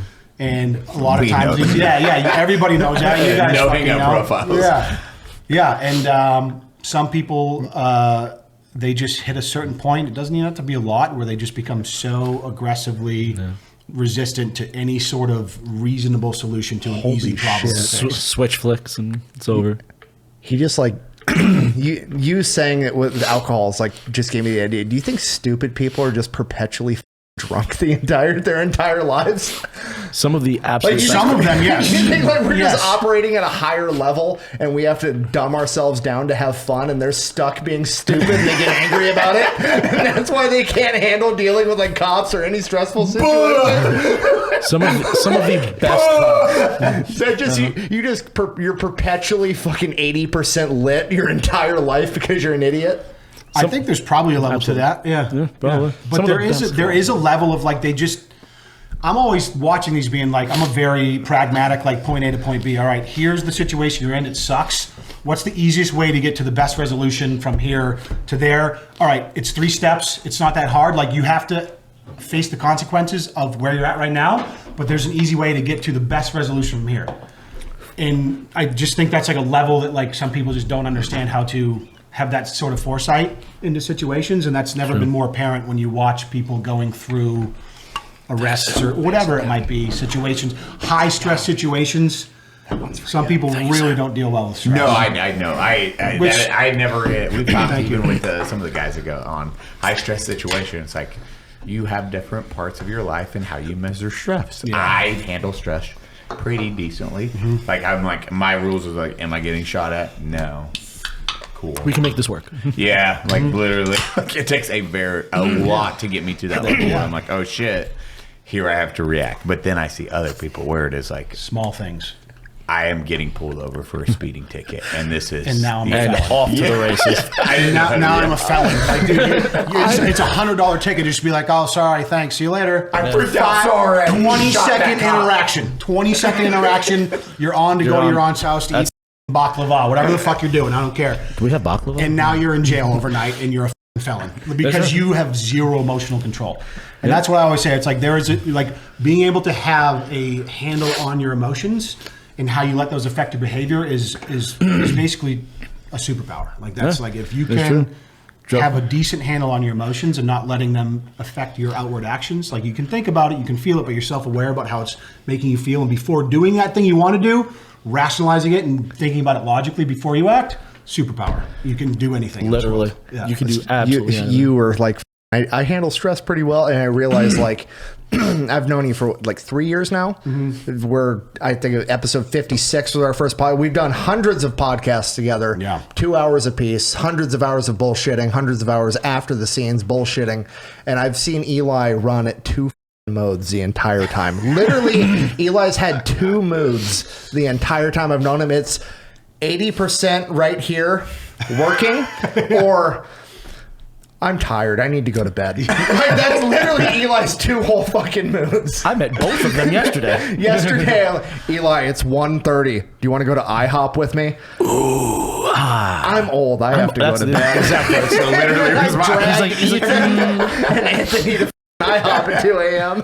I don't want to sleep. See, I could, but have you slept once before? Like, love you guys. Sleeping's love great. you guys. Sleeping's great. Takes a whole level to get me to that next where it's like anger switch flip or anything. And it's instant. Like your mood is everything. You know? And alcohol and drugs just change it. Murder time. So have we considered suing RFK for trademark infringement with brainworms? Brainworms, we haven't. I think we should. So the brainworms is going. Awesome. So the brainworms like branding, I started years ago. I don't know where. Probably like 2020. So it was like I knew about it. I did my first one in 2020 during the pandemic when the world really just ultimately shit the bed on a macro scale, and there was just videos of like all of the most ridiculous encounters of people with masking and all this going on, and I was recording a video live and I was like, this motherfucker has brainworms or something, and then that just became a thing. And here we are, 4 years later, RFK all of a sudden has brainworms. I'm like, you son of a bitch. I would like royalties, first of all. I'm just saying it's rude. Is all. Yeah, that's what I mean. rude. But no, I actually looked it up afterwards because I was like, that's probably a thing. And I searched brainworms on Google, and it's, I guess, before whatever RFK had, it was a disease that affects deer or something, where it's like a parasite that can affect deer, but it was very niche, basically. And I was like, all right, this is cool. So like, I own the domain. I have a little bit of merch, but I haven't done much with it because I'm lazy and old. But like, there's potential. It's okay. I got a company. We'll help you out. Yeah. You know, the brainworm shit. You know anyone that makes merch? No, I don't. Do you make any merch at all? Help you. Yeah, we could. No, that brainworm thing though. So it's deer and moose. So like I'm in. Okay. You know. So like I'm in North Iowa. So there will be like there's no moose in North Iowa, but like once in a while. There'll be a fucking moose, and it's like all over the news because there's these brainworms get inside a moose and they go crazy. And they make them migrate south and do crazy shit. That's like the only time a moose will ever make it that far south down to Iowa. Is it's got this brain parasite that makes it fucking that like completely goes against their instincts, basically. Yeah. There's a parasite that makes moose just straight go for a stroll. Yeah, legit, straight south, just the entire south. Yeah, dude, parasites are horrifying. It's like moose rabies. Yeah, there's the one that like makes the crickets jump into the water because the parasite can only replicate in water. How nuts is that? And it forces the fucking cricket to drown itself. Have you ever done any content on parasites? I have not. It's in having this conversation, I'm thinking like I've seen little tidbits of like how parasites work, where they like go into the host and like take over the neural functions. It's unbelievably horrifying, but incredibly interesting. It's wild. I think that would make a pretty good. Dude, nature is terrifying. Pretty good Fat Electrician video. Toxoplasmosis horrifies me. Toxoplasmosis. The cat poop worms that get in your brain. Like. Yeah, that's scary stuff. Like, that's why it's very real. That's why pregnant women aren't supposed to be around fucking cats. Is cat poop has a worm in it that can infect humans, and it gets in your fucking brain and makes you like the smell of cat piss. And this is like, they think this is where the crazy cat lady archetype comes from, is like, oh, you have worms in your brain from cats that make you like the smell of cat piss and being surrounded by cats. Yeah, it's wild. Now it's you not own super common, but cats. it's nuts. Okay. All right, she doesn't have it yet. Unless you yeah. Show, do you have extensive knowledge of the she's over there with like a fucking flask. Like, what's in that? That smells terrible. This is new information. Also, oh yeah, Dave's scared. He was like, I love cat piss. He's like, there's 9 bottles only. You guys get this too. I'm tired. I did a double take. I was like, wait, no. are you tired or is it brainworms? Show's always asking to clean out the litter box. I never can figure it out. Highlight of my day. Just crisscrossing that brain-eating amoeba that happens down like in the south, like kills a couple people a year. Oh, it happens all over the country. That's a kid different in one. Minnesota had it. There's a bunch of That's meth. brain-eating amoebas. No, there's a real brain-eating amoeba. It's fucking horrifying. Yeah. Where do you get it? Like water or something? Like stagnant water, like ponds. yeah. So like you can go Sounds swimming right. in a pond and it goes Gets in in through your your ear, nasal nose. cavity. Like And like it's nasty fucking, it's actually really Terrifying. fucking scary. Because it's like, there's like a lot of like 17-year-old kids that that's go to another fucking one. summer camp. They're like, oh, you've got a brain-eating amoeba that we can't cure. Enjoy slowly going mentally disabled until you die over the course of the next 3 months. Huh. It's fucking Yeah, terrifying nature is shit. terrifying. Wow, yeah, I never heard of that. Time to stay inside and play video games. Yeah, Just stay away saying. from the stagnant ponds, I guess. That's Saying. fucked up. Yeah. Dude, there's That's why- scary shit. Not going to India and Also- swimming. That's why I go to the ocean. I'm an ocean guy. Yeah. Something that'll interest you when you start doing long form, but interest you right now. I think you told me this, and I had no idea. So you can't say the C word on YouTube. Correct. Obviously, I've been banged a bunch of times so for like that, you yeah. get in trouble. You get. I your said it video- on this podcast already. I'm sorry. Censor it out, please. We'll bleep that Jay. out. But that's what reminded me of it. Is like we're gonna have to bleep that out later. Yeah. Which it's fine. We'll catch it. It's no big deal. But I think it was Eli that told me that. There's a way around If it. you're Australian or Irish, or you're from a culture where that is not an offensive term and you just casually use it, It's a term of endearment. you're 100% allowed to say it on YouTube. So like literally we could have Show or Dave come up here as Ireland citizens, not American citizens. They could say it and allegedly it would be completely monetized, no issue whatsoever. Show, if you could just come up here and drop 17 C-bombs. No, just this to- dude, You gotta say it with the accent. They judge. With Buffalo, you said it right. Yeah. We're like, where's our little Irish girl? And she walks up. It's like, say it. Yeah. into the microphone. The crowd's like, Loved it. I think you'd get away with it if I just like spoke the entire time on the podcast with an Australian accent. You guys think you'd get away with it? We can try. It'll sound like a How Ridiculous episode.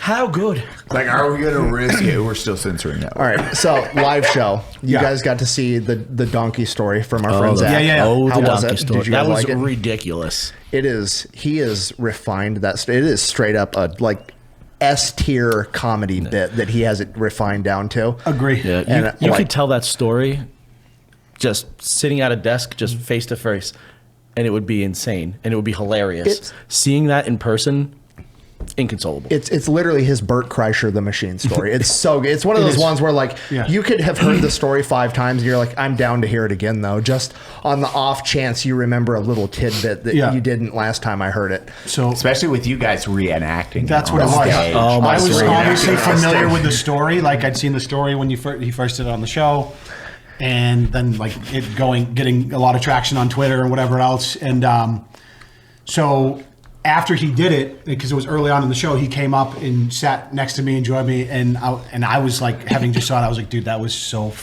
funny. He was like, oh, dude, really? He's like, oh, I appreciate that. He's like, I had no idea, whatever. I was like, dude, that was like, Insane. It felt like that's something you've been doing your whole life.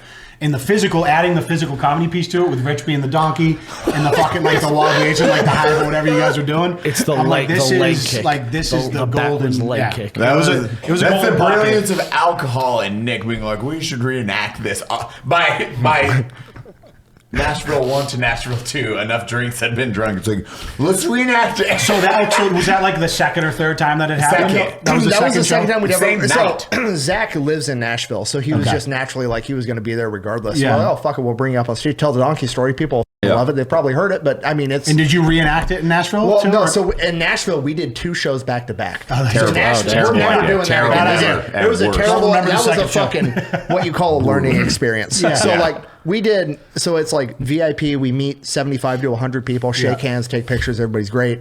Go do our show. Go backstage. We had like 45 minutes to eat, piss, pretend we weren't shit-faced, and then go back, do VIP again, meet another 75 to 100 people. Yeah. And like, honestly, 25 of them were probably at the last show. Like, we had people buying double tickets. just That's like sick. tour the East Coast with you. I made sure to run up to them after. John? How was the second show? And they're like, the second show was way more aggressive. So we're fucking hammered. Yeah. We like literally none of us remember the second show. Yeah. At all. Lazy. And apparently the second show is when we decided to reenact the donkey part because we told the story twice. So that silver night. linings then, Yeah. and now you're like, wow, okay, Good, we're keeping that part yeah, at least. Yeah. No, that was ridiculous. The reason I bring it up is because like everybody, you know, Zach deployed in the military. He's got his donkey story. We all have that one crazy hallmark moment story from our career. 100%. So what's your donkey story? My donkey story. Okay. Yeah. No, I got a donkey story. I probably have a couple, but I'll give the most recent one. Good. So I've almost delivered a baby. We got to the house too late, and she was already delivered. And actually, what's really cool is I actually got to meet the baby a couple years later, which is actually really cool. That's awesome. And then I got to deliver a baby, which was actually amazing. Which apparently is in my department is even just insane. Which is just I don't think it's happened. I think I might be one of the first or maybe the second to do it.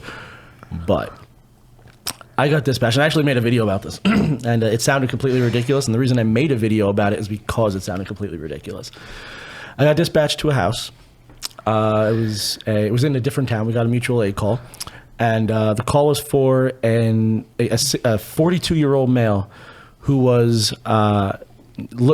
apparently attempting to eat mailboxes. Where to go? Eat mailboxes, rusty mailboxes.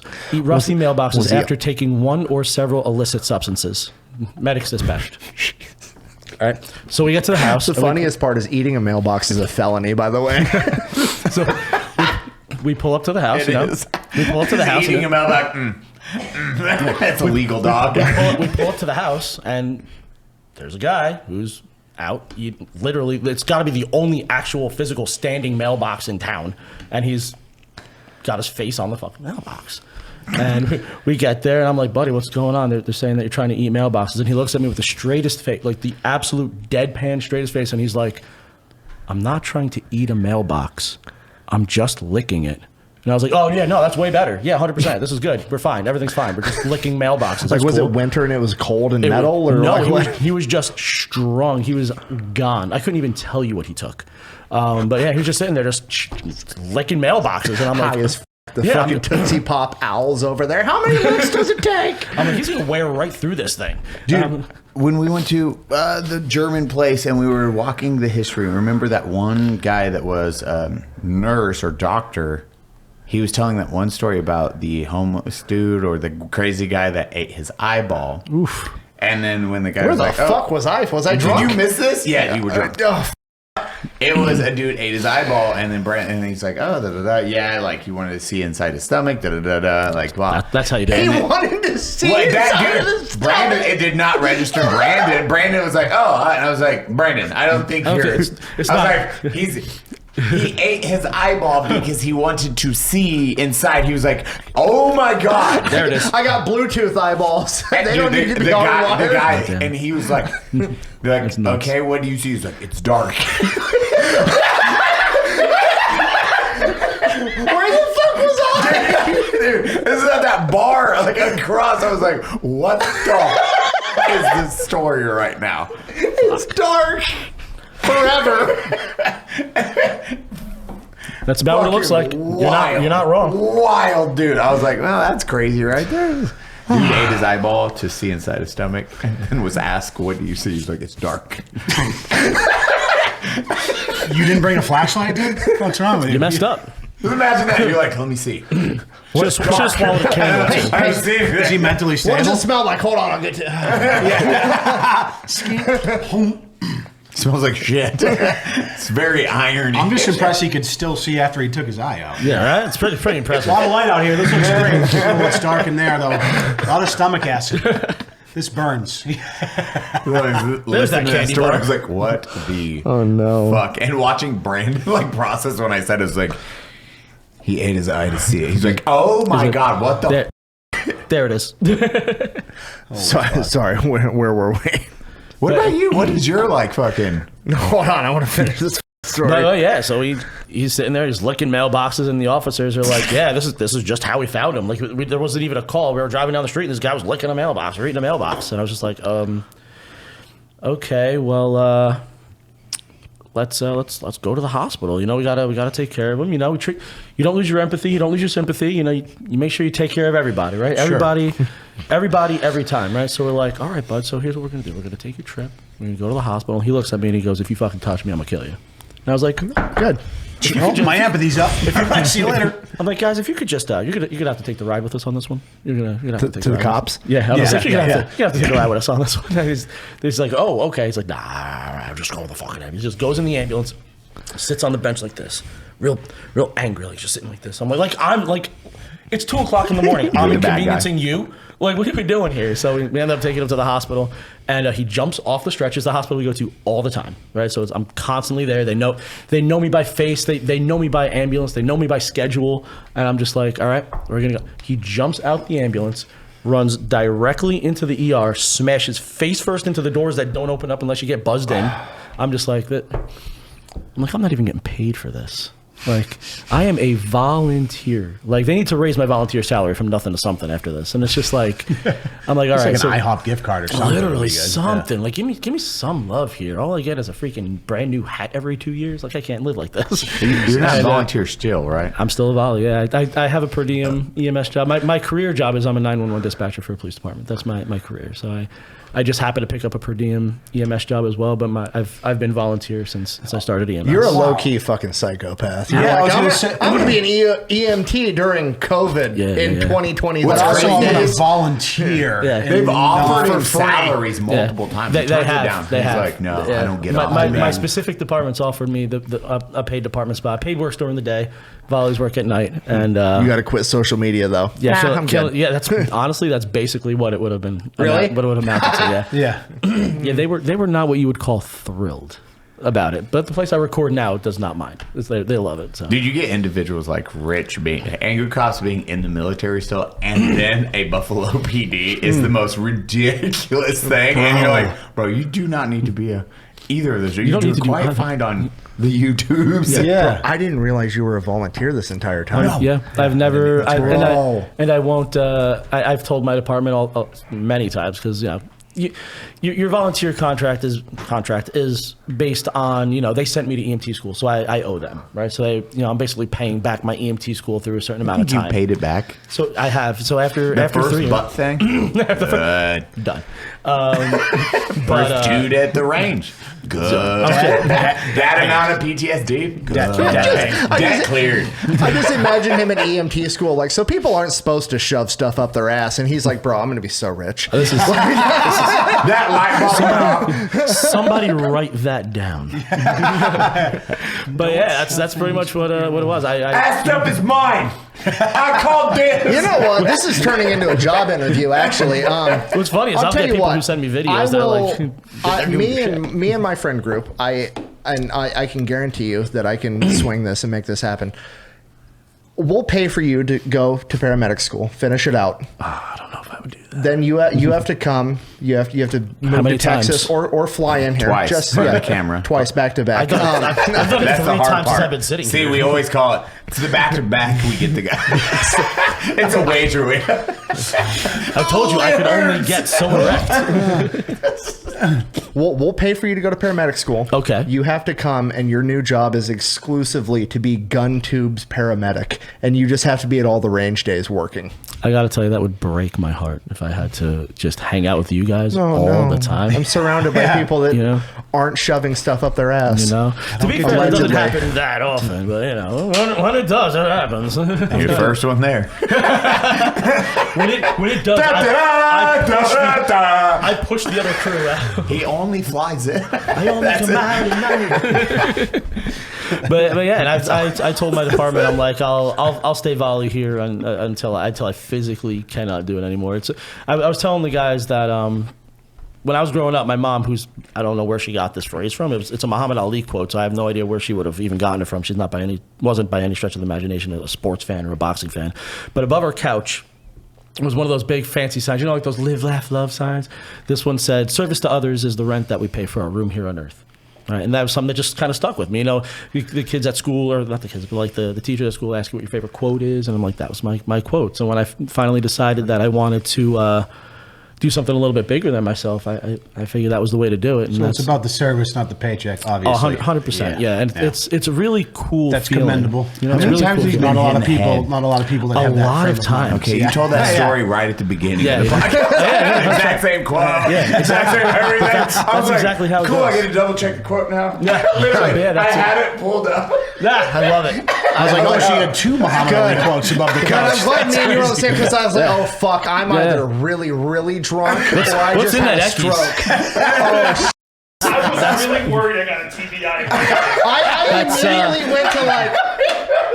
Everyone's looking in horror. You're surrounded by dudes that have been to TBI. What's in this? But that's why I stay volley. I definitely don't want to. I told you this was a 100 milligram fucking THC drink, right? You told me not to eat it. Me, Eli, and the rest of the other Brandon and Cody have this perpetual nightmare that any moment we're gonna wake up in a fucking mental institution next to each other in straight jackets, like. There it is. Shit. Like, Has all of this been a... It's all a fever dream? We did What's the that? gang episode, and the episode was sponsored by Magic Mind, and we did the Magic Mind shot, and we're like, man, I feel funny, and then we all wake up in the mental institution. That's all. When you told the same story it ends back, like an episode of Lost. when you told the same story back to back in the same episode, I was like, I immediately went to the Matrix with like the bricked out windows and the cat walking by. I was like, oh fuck, this is it. I'm fucking Agent Smith like walking on the rainy sidewalk. Ethan's a 6'4" tall guy in scrubs. It tells me I can't do that anymore. I need to calm down before he injects me with something to make me tired. This is horrible. Why is he always sticking me with stuff? Show and Dave are nurses. They take care of us. They're just wheeling us around. I'm just like big gloves, just like huge syringes, like Fucking King Trout's the warden. That's why he lives upstairs. He's actually just watching us. We think we're letting him live in our house, but actually... That's what the cameras are for. He's actually just watching you. Or they're just walking us to different rooms. Our live shows. You're in Boston now. One person every time. Is this Boston? Yeah. Cody's just in a room by himself in the corner. Hey, everybody. Hey, everybody. Nick's just sitting in an opposite room. Just, tell me about the time. It's just making shit up about World War II, and he really doesn't like Karl Marx. Yeah. Nick needs the helmet again. Shit. Nick needs the helmet again. He's smashing the wall. You guys laugh. I'm still horrified of this being a reality. Like, 2.5 years ago, I was an electrician at work. There it is. You just got to enjoy the dream before you wake up. That's all. I guess. Do it till everyone's had that moment where, like, I don't dream a lot, but, like, there's been a handful of times in my life where I've had the sweetest, coolest dream ever. And you wake up and you're just like, fuck, that was awesome. That was a good one. Can we play that back? Motherfucker, I can't believe I wish I could just go back to sleep and go back into that. And that could be what this is, just a very long version. Oh, that'd be the worst. God I could think of just waking up and please let this be real. No. Everyone, like, for the audience members, it is understanding, like, everyone, like, Nick was an electrician. I did from infantry to fucking a lot of manual labor. Weird being Mexican. And roofing and everything else. And while doing that, it was like, hey, I'm going to do videos until... I didn't know I never thought it was like, oh, there's going to be a career path. And podcasting, I will let you know, just in anyone has this idea. It's like, well, Eli, you set out to do podcast. The fuck I did. I was like, I want to do movies, VFX. I want to shoot. I want to write comedy sketches, millions of views. Like, and I got that dialed in. And this was a very much a, like, afterthought. This is like the opposite of VFX. Yeah. And then this takes off from this like, is no what FX. the fuck? Why did that one work? Yeah. Why? Yeah. And but it is pivoting. It's like, hey, it is working, so let's continue down that path. Do it But again. Quick, we gotta do it again. Dude, the amount of blood, sweat, and tears you're putting in on the back end while doing the normal job is what people do not appreciate. It's like everyone. It looks like so much fun. Like from Nick to you, like all you. It's like, oh, they just have fun, dude. Finding out like volunteers, like wild, but it is. I had no idea. No, volunteers still to this day. That's fucking awesome. Yeah, I won't. I can't honestly see myself giving it up. It's just something that, aside from the fact that I love the guys in my department, you know, it's a great department. And it just feels good, you know. It's something that just genuinely just makes you feel good, you know. It's a great community. Yeah, well, that's crazy because life's only about money and success. Yeah, you should never do anything that actually makes you feel like a human. You know, thank you, Leon. That's our next shirt. How dare you? Yeah, it says by Leon. Lyrical wordsmith. Hey, this is morally sound and makes me feel good at a soul level, but it's not making me money. Fuck that. Yeah, flip table, walk out, done. Yeah, it's sometimes you just have to strike the do balance. like the right thing in your head. You know what's good for your soul. That's it. Sometimes you just gotta. It keeps me grounded, you know. Yeah. Dude, it is wild seeing all of it because on the backside it is that the amount of people that was like, it's too saturated, or I can never go. It is, hey, the level of detail of like I'm speaking like that. Oh, I am testing different stuff until I see it's work. Hey, this. Oh, that worked. Now that is how what do I I'm build going on to that? do. And that is the key to the success that people miss. It is like, what works? Why did it work? How do I continue and how do I expand on that? And now, success. Also, while doing a 9-to-5 a lot of the time and having a family, and you're like, I'm always surprised. I spend a lot of time on the internet, as all of you do, and most of you watching, I'm sure, do.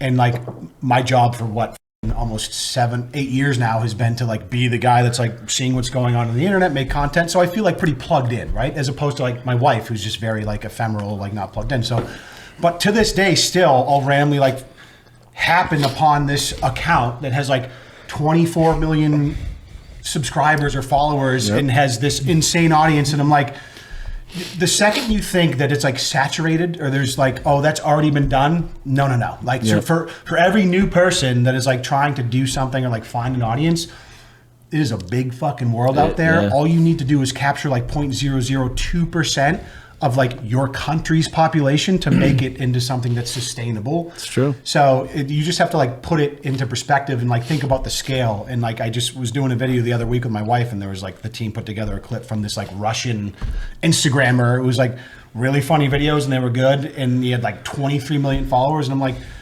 Dude, I spend my life scouring the internet for content, and I've never knew this motherfucker existed. And he's captured a country worth of people like somewhere on the other side of the world. So all that's to say, there's just like, there's always going to be an audience, like whether it's something you're passionate about or you want to like try, like you just have to try things, really is what it comes down to. And you can get into saturated markets. You can get into saturated markets. It's a proven model that works, right? That's the obviously thing. Somebody's watching it. And if someone will watch you do whatever, cooking videos, you know, someone will watch somebody else do cooking videos.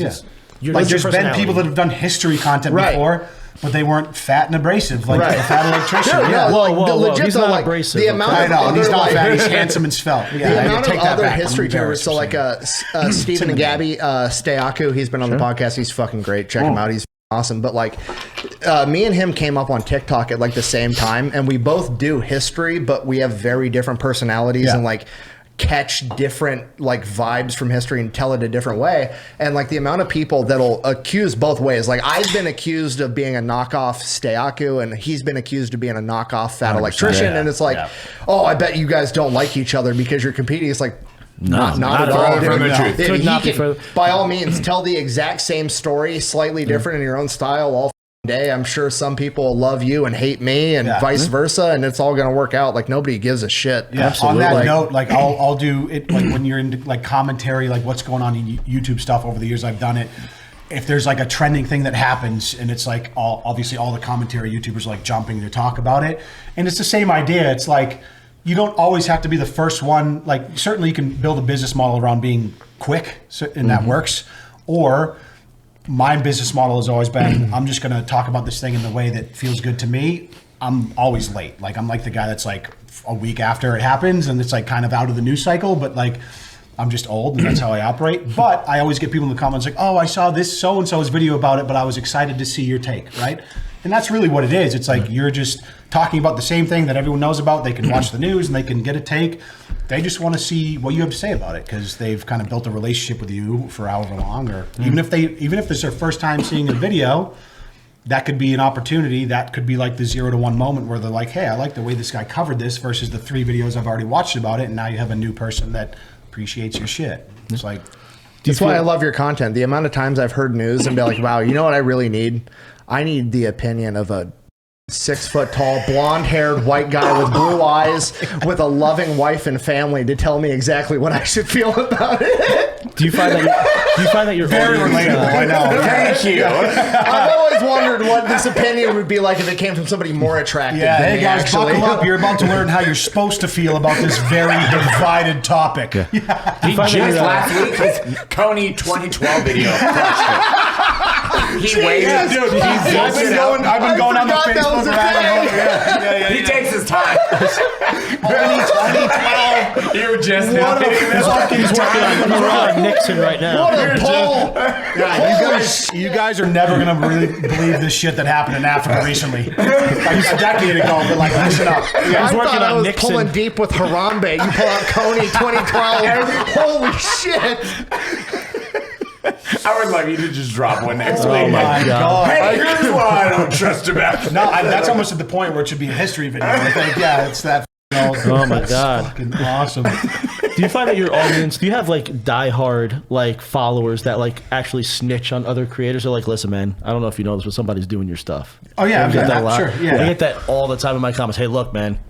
Or like in their video, Walmart fired that one out. Somebody else gave the medical advice not to shove a shampoo bottle up your ass. 100%. They're onto your game. There's videos that people will be like, they'll hold up objects and just be like shaking their head, and the whole comment thread is, yo, this person's stealing your stuff, dude. You need to figure this out. Dude, well, it was a fan. We gave him a shout out already, but it was the individual. It was like, hey, did you sell this design to Walmart or whatever? I was like, what? I was like, that's definitely not Walmart.com. That is Walmart.com. Oh my God. Put it in the group. I was like, hey, this. And then you have like everything. Blah, blah, blah, blah, blah, blah. Nick's like, hold, don't. Let me type something out for you guys to tweet. Cody. And I quote, we have the 11th most followed person on Twitter. Let him say this. And then we all retweet it. And then We've been trending on Twitter for like 36 hours. Oh shit! Like if Oh, you the go, Walmart if you shirt? go on Twitter and like hit search, it's like Walmart accused of allegations of stealing a shirt used for autism charity. Oh, like, yeah. Oh, they wrote news articles. Yeah, no, like we've been trending for 36 Walmart hours. faces allegations over unauthorized T-shirt sales. Several social media users, including notable content creators like Donut Operator and the Fat Electrician, Never heard of them. have accused Walmart of selling a T-shirt designed without permission. The design in question was originally used to raise funds for autism research. Oh, Walmart! How dare you? 24 hours. That is what. Dude, I was on my flight, I think, when I saw this tweet initially. And while the post expressed strong disapproval, there's a mention that the shirt might be sold through a third-party vendor on Walmart's platform, though direct evidence of Walmart's involvement in the design theft is not confirmed. Don't care. You're making money. It's on your platform. I'm confirming right now that it's Walmart. Lawsuit complete. $4.2 million. Trust me, bro. Look, I like is If you want to sell my stuff, my that's crazy. entire goal. It is. The actual, it's literally just copy paste. Like, Yeah, there's not many born to math with crayons and puzzle copy pieces. paste. And like, And Thomas the Train Engine. Like I saw on a it. lot of merch. Like you can find a ton of bootleg Fat Electrician course. merch. Or any of our Rising merch, you can find bootleg. But it was like, this is the opportunity that I can bully a blue chip stock company into donating millions of dollars to autism research. I'm going to sure. fucking try. That's when the you- one when thing you know, see something like we that- never took a dime from that shirt. That is 100% goes to us. yeah. So that's Hilarious. like not a good look on them. And then once it's like, hey, and then it's like, So does Walmart allow like third-party resellers on their site? Yeah, Is that I what mean, they're it's trying just to like say? Amazon. It's like Amazon, right? So it's like third-party sellers can go on, but Walmart's not like checking for IP and copyright. Of course not, And it's yeah. like, that's bullshit But out of the gate. It's You know what I using mean? their web Like, address. Like something you're, is Right, a yeah, scheme. 100%. Like if I let somebody on the Fat Electrician YouTube channel and they went on and said a bunch of like super racist stuff, like I would totally You're still be on the held hook for liable kind for of that. being Yeah, that. like that's Yeah, my it's the responsibility. same It's my you know what I mean? Like, so they should be responsible for that to some degree, and I'm going to try to bully them to make them pay a bunch of money towards autism I'm research. waiting for a statement from Walmart right now. Yeah, 100%. Yeah. And that says a lot I- about you guys. You know, it didn't go to you guys; it went to charity. That says a lot about you guys. Yeah. Yeah. What was the total numbers for veterans that we did this year? 100 and we still are waiting. It's like 100. It's over 110,000 if I remember at minimum. Last month for veterans charities for that Last shirt we month, sold. Yeah. Yeah, just writing all your beautiful, amazing community. Salute. Yeah. It's fucking great, dude. We just get to write those massive checks, which is one of the dopest things. Well, the funniest thing is when because like you're the guy that actually writes the checks and like picks the charities and everything. We're just the idiots that come up with the shirt designs and sell them. But like, but like just hearing you tell the story of like all the charities being like, oh, what do you want in return? And you're like, help, I fucking do your job, and they're just blown away about it. Like, Yeah. Dude, and you cannot stress it. It is those phone calls where it is even calling the autism. Charity nonprofits, holy a lot of y'all get your shit together. You're like, dude, the level of like, we made 57 million last year. 50 million went towards salaries and marketing. Yeah. Like, and you're like, what the fuck? So finding those really good ones, whether veteran community and or autistic community. You have to do the research. Yeah, but Do when the- you're do the calling them to tell, it's like, hey, I'm gonna donate, and they're like, thank you.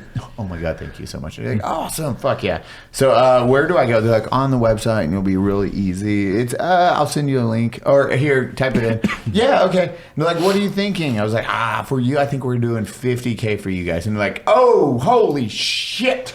Let me patch you through to a case manager real quick. Dude, Hold on a it is second. instantly you're meeting the owner of the company. Yeah, They're calling. They're like, why? And dude, Why? the level of blown away, because that is one thing they could not rationalize is like, we're just doing it with like no ass. strings attached. I don't need anything back. This isn't about I don't me. want to be on the board. Like, fucking take the money, do your job. Yeah, We're walking away. We're on to the next thing. And they're just like, but why? What's the catch? The level of, it was mind blowing to see that reaction where everyone was like, It's honestly kind of scary. yeah. No, I would agree with that. You don't need any.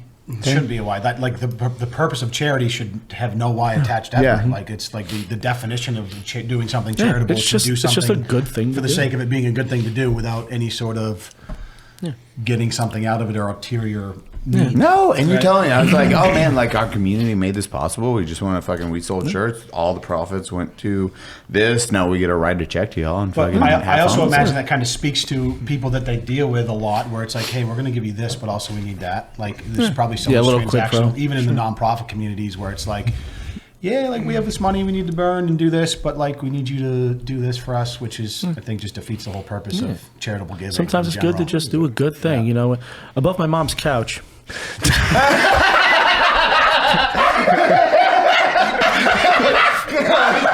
Nice. But, you know, it's Rolls of 3, my friend. That is a perfect fucking joke, right? oh man. Wait a second, I had a fucking heart attack. No, like it is. It's like Ethan was on the couch like, But I'm like, I know an Alzheimer's specialist in our area. My grandfather was very close with him. Yeah, that's fucking great. important to do important things. Yeah? the only thing that would have made it better is above my mom's couch was this Mike Tyson quote. Slightly different, just a slight Which is weird. My mom didn't even like back. pigeon, but Play- now Kit. Play it back. Real quick. It said it's spinal. My back. Oh, No, it's mercy.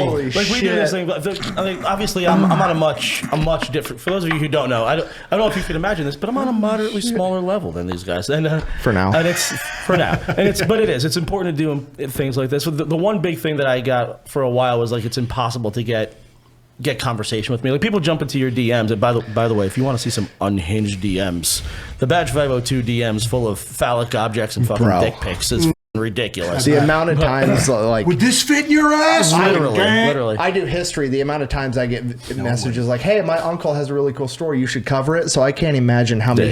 Bro, my uncle shoved this up his ass. You should do that. Absurd. But like we do this thing where I came up with this little idea where it was just like, okay, so you guys want to be able to get your message to me. I get it. So when I was growing up, I'm not doing the thing yet. When I was growing up, we used to get these cards sent to the house. It was just a really cool thing. We used to hang up cards all over the house, and it was from family and some friends, and it was really neat. And Like holiday, birthday, yeah, exactly shit? Okay, right. Like yeah. holiday, Christmas cards, holiday cards, all those things. And They had this quote in it. and what we did was, after a while, you know, the family gets older. My mom, you know, she's obviously older, and it just doesn't happen anymore. So I came up with this idea, and I was just like, you know what? I miss getting these cards. I miss hanging them up all over the house. I'm like, you know, so here's what we're gonna do. You know, Mom, for everyone- Muhammad Ali wrote you a card. at this point, she'd believe it. But I was like, you know, for everyone who sends us here at Badge502 a Christmas card, I'm going to make a donation to the food bank that's in the town that I grew up in. I'm like, you know, that just seems like something cool. I think that's a nice thing to do. And I was expecting like 5 or 6 cards or whatever. Godspeed. We ended up You getting, fucked up. Yeah, we ended up getting like 400 cards, which isn't insane. But, you know, I was able to make a $400 donation to the local food bank. But the mistake was I said, and if you send us a card, I'm going to read them out on live. Does this rule still apply? Yeah, we're doing it. Where do we? What is it? I mean, we could do that. If you guys want to send Badge502 a Christmas card, you're absolutely welcome to. Holiday Christmas card. cards in March. Christmas cards in it'll March. It'll be nutty. Unsub, hi. But welcome. But we do these. Fuck him over, please. Yeah, we do it for Christmas, and I do it for this. The last one we did was for Easter, so I ended up doing the donation for the Easter. Where? Yeah, PO Box 775 in Belleville, New Jersey. If you guys want to send one out, we're going to make a donation. One more time. PO Box 775 in Belleville, New Jersey. And how much do you donate every time you get one? So last time it was $1. You know, if it's more, I'll donate more. I have no problem. It's all TikTok money. Oh, I don't can't care. wait for you to be home. Yeah, I don't care. I just met you, and I've said this already this podcast, but like, your balls are either enormous or you're fucking retarded. So I just so happen to have enormous balls and Both. am retarded. Yeah. And a small brain. You're just too wholesome for the. I feel like 30% of the Unsub audience just like ignite into flames. Just You know, because they're not used to this it's level of worth it because wholesomeness. I not to put too fine a point on it. I have my career. You know, I work hard. And I have the money that I need to survive and take care of my family, which is a blessing. 400,000 cards is my expectation. So I like, want to see him homeless I'm by not next year. I'm not gonna lie. I If want to make I want to ruin him. if I get an unsub level of cards, the dollar level is going to drop. I'm not gonna lie. It might turn into a nickel a You card. still have to reform. This motherfucker's gonna be living in a box. Yeah, like and then Zach I don't is- want to have to eat stale bologna sandwiches for 9 months just to survive. No, you know? fuck you. By the time Unsub gets done with you, you're gonna be living in a know? box, and then Zach is gonna come up, cut one of the walls of your house off, and make a sign to hold up above his Yeah, head. it's like I'm happy to help out those who need the help. But listen, I'm not trying to freaking give. I'm My like, moonroof. you know, like I'm over here. It's like I used to have a cushion of $8,900. Now I'm giving blowjobs for sandwiches. Like I'm not trying to do this. Like, Relatable. Yeah. I have my career. I have my money. I'm comfortable. TikTok pays me whatever. Instagram pays me whatever. YouTube pays me nothing yet. But I'm glad you issued that challenge to the internet so right like, before TikTok's about to get deleted on January 19th. Seriously. But if you guys want to get me to 100,000 on YouTube, I'll make it super worth it Get this for man that. a silver I just want play to hear button. the call from the post office. Give me It's a like, button. is this Anthony? Like, yeah, sir, we're gonna have to shut down your PO box. We have 16 mail trucks. Yeah, I over don't here. understand He's what's got an happening. affiliate program with USPS for selling stamps. Which is funny because on Threads, I roast the post office religiously. So it's Good. Everyone's like government. All 17 people on Threads hate the post office now, thanks fact. to you. It's 16 now because I just got banned, probably. Dude, we're going back to it just real quick. It made me pop in my head because we're going to have Oompa and Chris on, or they've been on at this point. We don't know. Tomorrow, but it is like you have those individuals like COVID. She went from nobody to 70 million subscribers. If you guys want to get In me to 2 70 years. million subscribers. To Australia's, because we didn't know that number to that degree. Like Sav, she was the one that's like, holy shit. Called me Chris. I was like, oh, cool. Yeah, and then yeah, you so look and you're like, holy sh. I was standing in line and I'm just like, I'm not in line anymore. We're just going to. To Australia's is watching you. You're like, well. Yeah. I'm just going to go ahead Two and. Australians. The funny part I'd is measure my audience in Australia. the funny part about I'm like 0.05 Australians right now. I'm working on it. I'm like just Sydney. Yeah. the funny part about Call Me Chris is she's super cool in person, but is. like when we're talking to like vendors and stuff for Arranged, when Cody and Brandon are talking to vendors and stuff for Arranged, they're like, oh, the total subscriber count amongst all the influencers that are going to be there is like 150 million subscribers. And it's like, don't ask the breakdown because fucking a third of it's Call Me Chris. Yeah, So- I want She is America walking in and big dicking everyone. Yeah. She walked in and I was like, well, I'm not here anymore. She's just super. Bye, everybody. Oh, dude. Couldn't happen to a better girl, man. You're like just cutting hair and that happened. You're like, damn. Yeah. She earned it. You know, she put in the work. What happened? 2 years. You know what's really crazy? I imagine after the first 200 million, you stop counting. Yeah.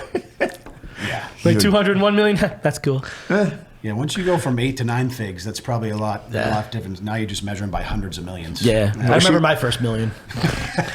She's funny because she's been to all the range days, hasn't she? Yeah. And Yeah, the first range day, I don't think she'd ever fired a gun. It was pretty uncomfortable. I was there for that. It was awesome. Yeah. And now She was she's super like, mellow. put it on the technical. I'm Chuck. Yep. Her and Kayla were just like 2 peas in a I pod. mean, dude, it's yeah. She's like, I'm going to shoot Such a this, but can I shoot this next? I was like, oh, yeah, I'll get after it. Bro, You get whatever you want, we, Australia. we had when you reach a certain point on YouTube, you get a rep, like a direct contact with YouTube. Basically, just trying to keep you out of trouble. You know, like at a certain point, you're making YouTube money, and it just behooves everybody involved to be like, hey. Here's Don't the fuck this up. lines. Try to color inside of them, and if you step out, we'll let you know exactly what you did. So, like, YouTube does a really good job at Very helpful. kind of helping you out. it helpful? And Shout out to that team. Yeah. we had some of our YouTube reps show up today, just hanging out. But they brought out some other YouTube executives, and they were all great. But the higher ranking YouTube executives were like born, bred, raised in California, never shot a gun, never fired a gun, never been around a gun. And I went out there with, and our reps are like Army guys. They're kind of like I don't want to say controlled opposition, but like definitely hey, I was in the military. I understand. Here's what's actually safe. Here's what's They're actually like advocates inside the mothership for like, us, basically. basically like, And they're probably just the most smart welcoming dude. people on Yeah, the no, they're planet. awesome. I don't know if you guys don't know this. Gun people are the best people.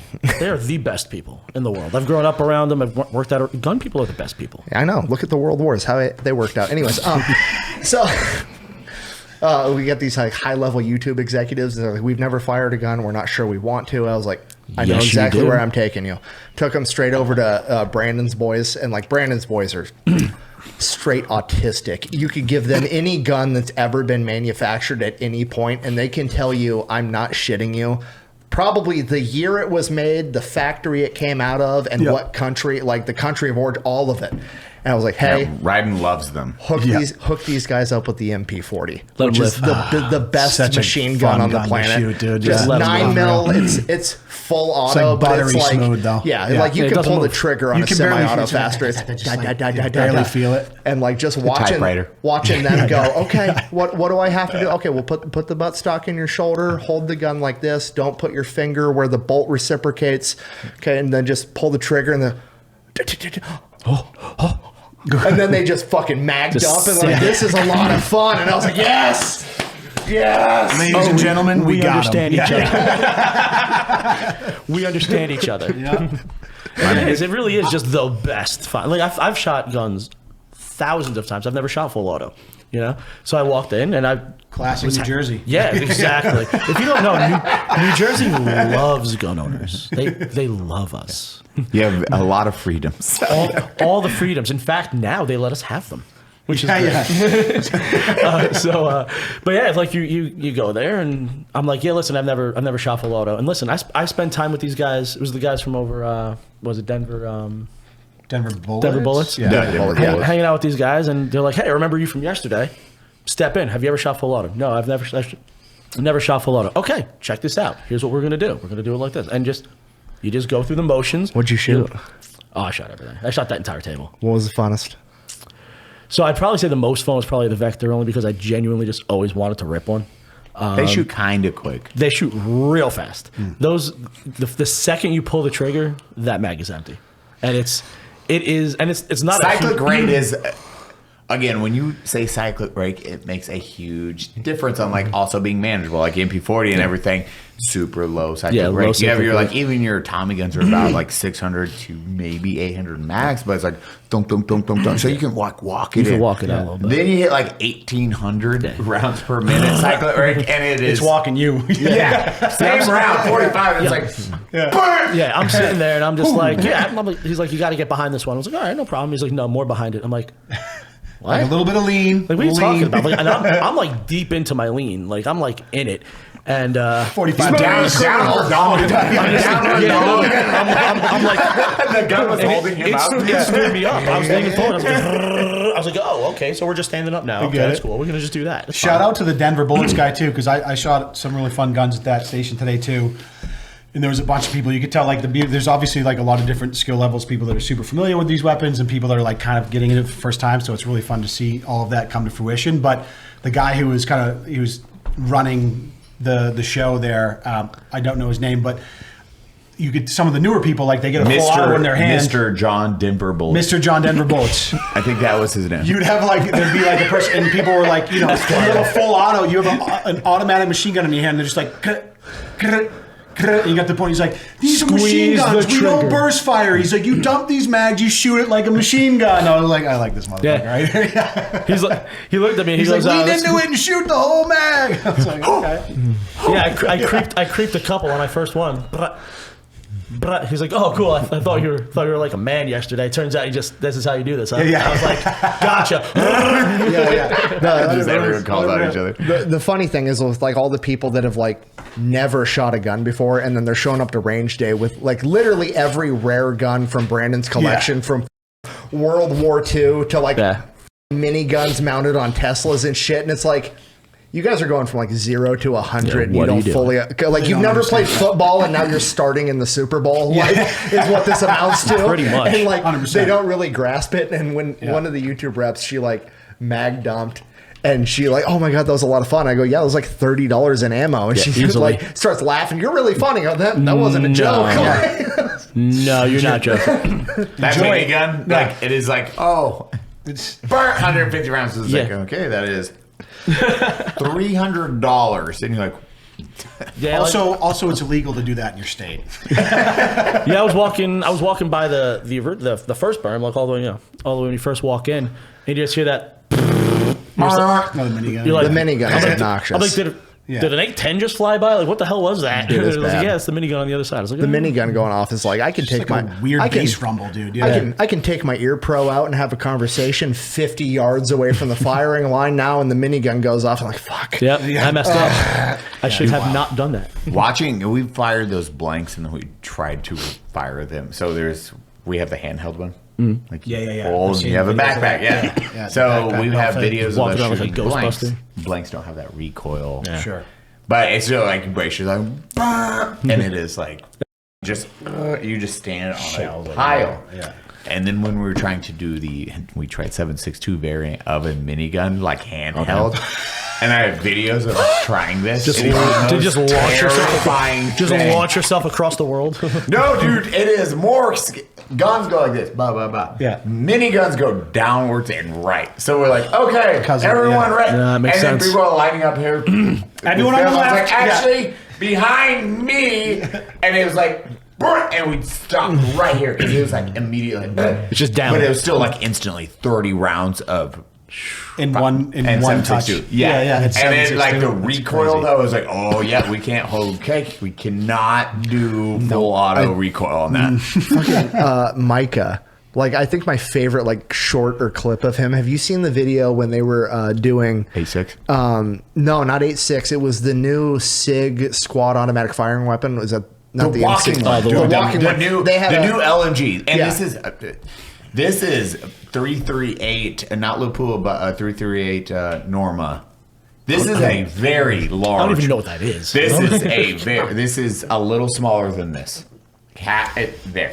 Wow. Big ass bullet. Like 338 Norma is goddamn bunk. terrifying. But This, I mean, the entire concept behind this machine gun was like, the enemy's probably wearing body armor, but we don't care. Yeah. Like, that was the whole concept. But Yeah. like, there's this video of, I'm assuming, some SF guy or something that Grand Thumb was able to get a hold of.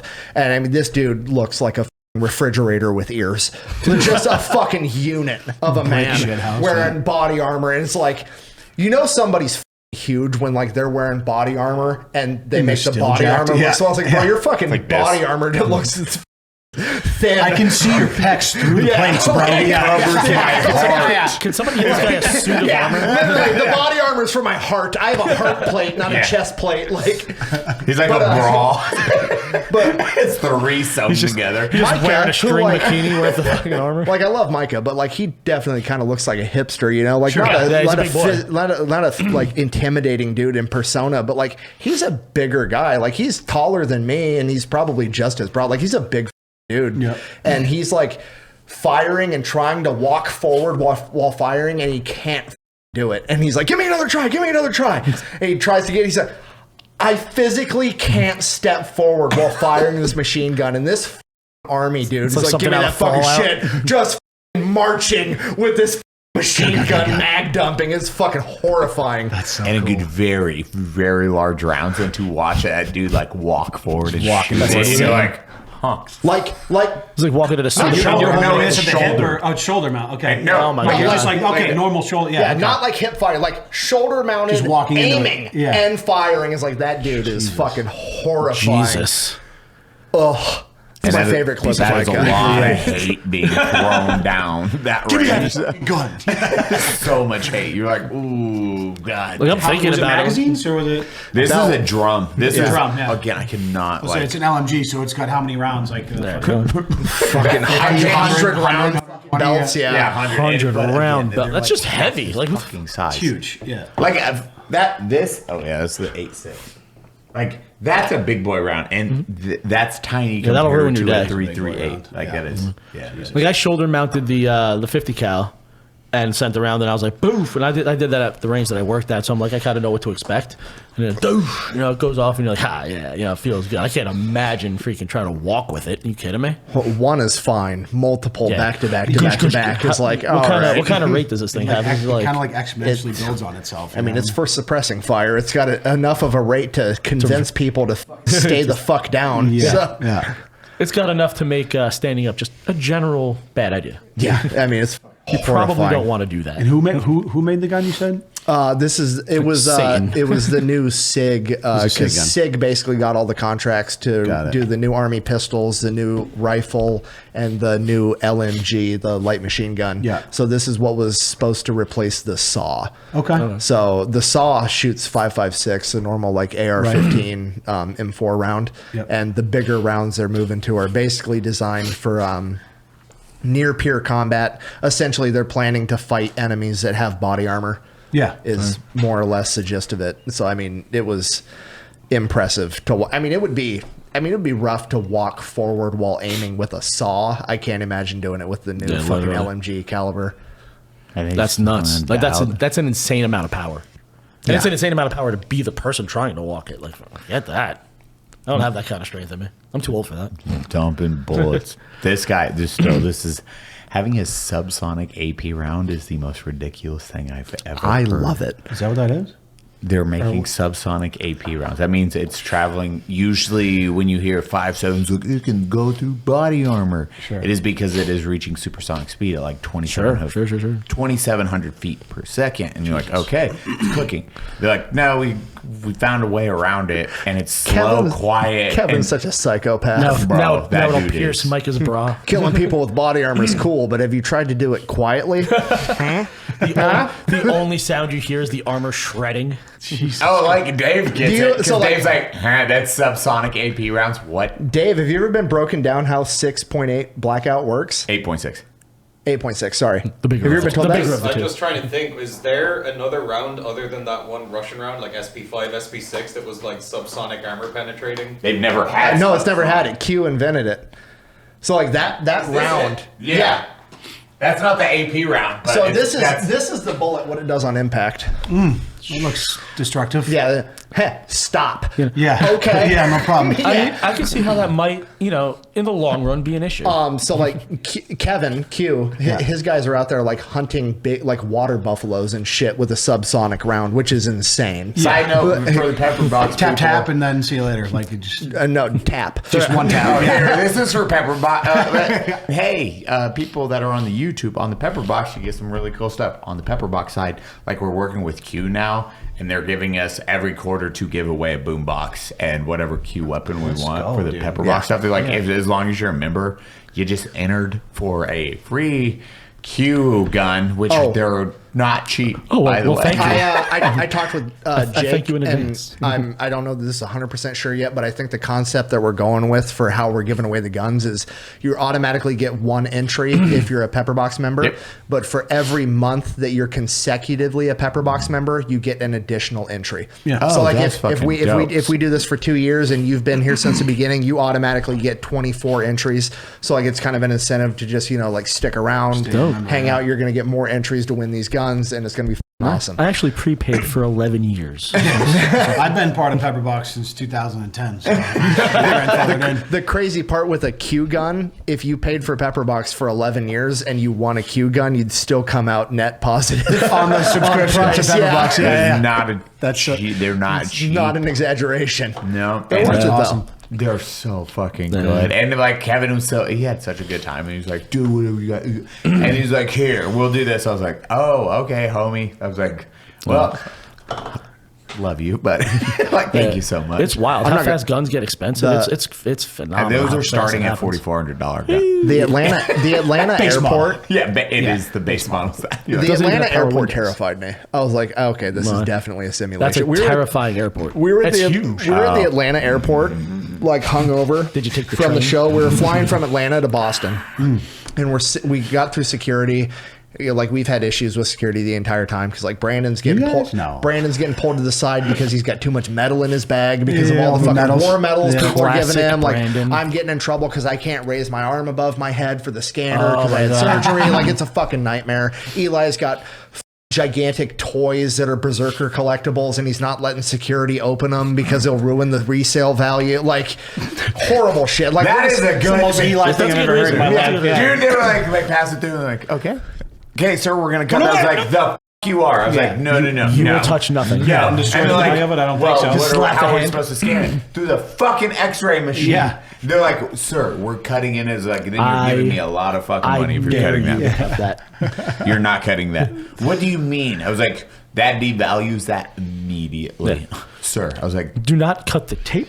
Do not look at the tape. Touch nothing. It was the whole thing. But go on. So like we're just like we get through that and we're sitting at the bar waiting for our flight to show up because everything was kind of delayed because it was like snowing on the East Coast at that point in time, and we're sitting there and we're like, we're drinking, and we're like, Story of our lives. I remember looking at somebody you don't have walking to by, and I include was that like, anymore. man, that guy looks like Kevin. And they're like, yeah, that guy does look like Kevin. He's like, that guy's wearing an Aim Point shirt. Oh shit, that's Kevin. Like we just ran into Kevin from Q in the airport randomly. In I was Baltimore, like, randomly? in Atlanta. Oh, And that's what I meant. Boston, Baltimore, yeah. he was Yeah, on our Atlanta. same flight. To Boston. And we were all sitting next to each other on the flight, drinking the entire time. I was like, "There's no way this is." I was going gonna to say that does not just make came sense. in from Africa. He literally just landed in Africa. And also We're happened to have looking at seats each next to other. you guys as well? Yeah, Yeah. 100%. Oh, 100%. We were all Rows 17, A, B, and C. Dude, Nick walks around the cop. Angry cop stands up. And he's like, Just nut checks "Oh my him. God, are you the Fat Electrician? You are the..." Yeah, Guys. it was super funny until two random people from the plane asked for pictures. Yeah. My favorite one, I'm sitting next to Nick, and a dude goes like this, "Can I get a picture?" And Nick's like, "Yeah." And he goes like, he aims out, I was like, "Yeah, they love it when you just take a picture of them." He's like, without him in it, he's just like, I unbuckled my belt to like stand up and get a picture with him. He was like, "No, I just wanted a picture of you." I was like, "That's not happening." Did you? could you take your unbuckled your belt? tank Did you unzip your top off flat for me? too? I was just sitting there laughing. I was dying. I was like, "Take a picture with him." And I was like, "It looks way better to your friends when you say I met them." That's so And hard. it's You're just not- standing there like on a plane. He's just like, thanks, man. Send this to my friend. It was It's nice. sitting in it. It was good that he unbuckled his belt, but he unzipped his fly too, which was a little strange. Nick was I can- like the guy wanted this. So I was like the primary push, I think, to get business class for the flights, and I can tell you the exact moment I did it, because like Brandon and Cody refused to board a plane until they're like paging you, like until they're saying your fucking name over the loudspeakers, they're not leaving the bar. Last boarding call. Yeah, like please, legit, for flight 100%. 374. That's those two to a T. And I'm hilarious. just like, I'm They're at the along bar for the drinking fucking Cosmos. ride. You know what I mean? So we're drinking, and so by the time we were flying Southwest on our first tour, and like Southwest, there's no seating assignments, right? So we're the last ones to board, and it's a sold out flight. So there's 4 seats left for the 4 fucking hosts, and it's me, Brandon, Cody, and Eli, 3 normal sized humans, me in a sleeveless shirt with a lot of body hair going on, 250 fucking pounds, and I'm the first one in line. And every seat available is obviously the middle seat, you know? Of course. And I just Nightmare. I scan and I pick the one with the 2 smallest women just to fat have ladies. the most. Yeah, exactly. I was like, "Excuse me, ma'am, can I sit in between you?" And they're like really nice. Oh, She's yeah, like, "I'll sure, move possibly. And Cody, very loudly, that the whole plane could hear it, goes, "Ha ha! You got to sit next to the fat fuck." Oh, Cody, you are just the height of too muchery. Oh my God. That's when I sat next to Stem to Steer. Oh no, that was also terrible. Was that the one? Yes, I managed to sit next to like the, I'm sitting- the veteran heroes that have never my done God. anything, but they have the leather They shirt got the on. stories, though. I'm sitting on the right side of the plane in between 2 smaller women, and he is 1 row back on the left side of the plane in between 2 war heroes. large men that are well past their prime, no offense. And Eli, I'm like overhearing this conversation because they're having it volume 10 for no And fucking reason. These 2, and then the guy across the seat. I got to sit there, and I'm like looking over the plane like this there was a 45-minute flight. I was like this for 37 minutes of it. Laughing my ass off as Eli's got his hood up and his earphones on, and there's 3 dudes having a very vivid conversation of how they know how they know how to gut a man alive with a fucking pocket knife and a fishing lure. And Eli, How many times did the Marines teach him? I don't even know. He knows how to cut a man from stem to stern with a pocket knife, and I know how to fuck. This dude's got a beer gun 16 bigger than different me. ways. And he stood up with his leather vest cut off sleeveless. It's like, veteran. Eli's sitting over here in between them, just like, oh my God, with a would've purple been- heart, somebody that's been shot in a firefight. I would have been inconsolable. I'm dying. Oh, my God. I want to commit war crimes right now. It's never a war crime the first time. I was just, dude, the stem to steer, I was like, and I look at Nick's like, I this. I was just like, I hate my fucking life right now. Like, why next to me? Who'd have thought the day would have ended like this? You get to the point you've heard the story 4 times, and then you're like, can you tell me about that time that you cut someone with a fishing knife in the steer? Oh, I'd love to. And then he goes back into the story again, like, oh. So there's Muhammad Ali.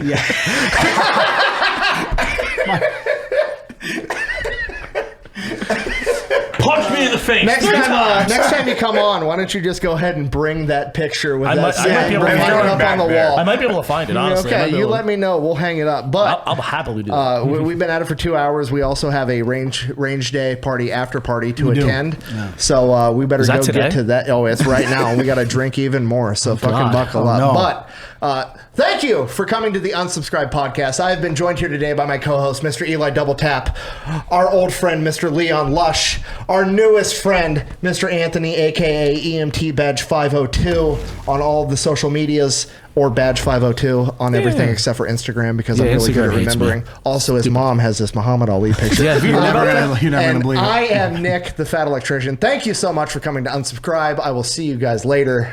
Quack bang out. Bye-bye. Fuck you.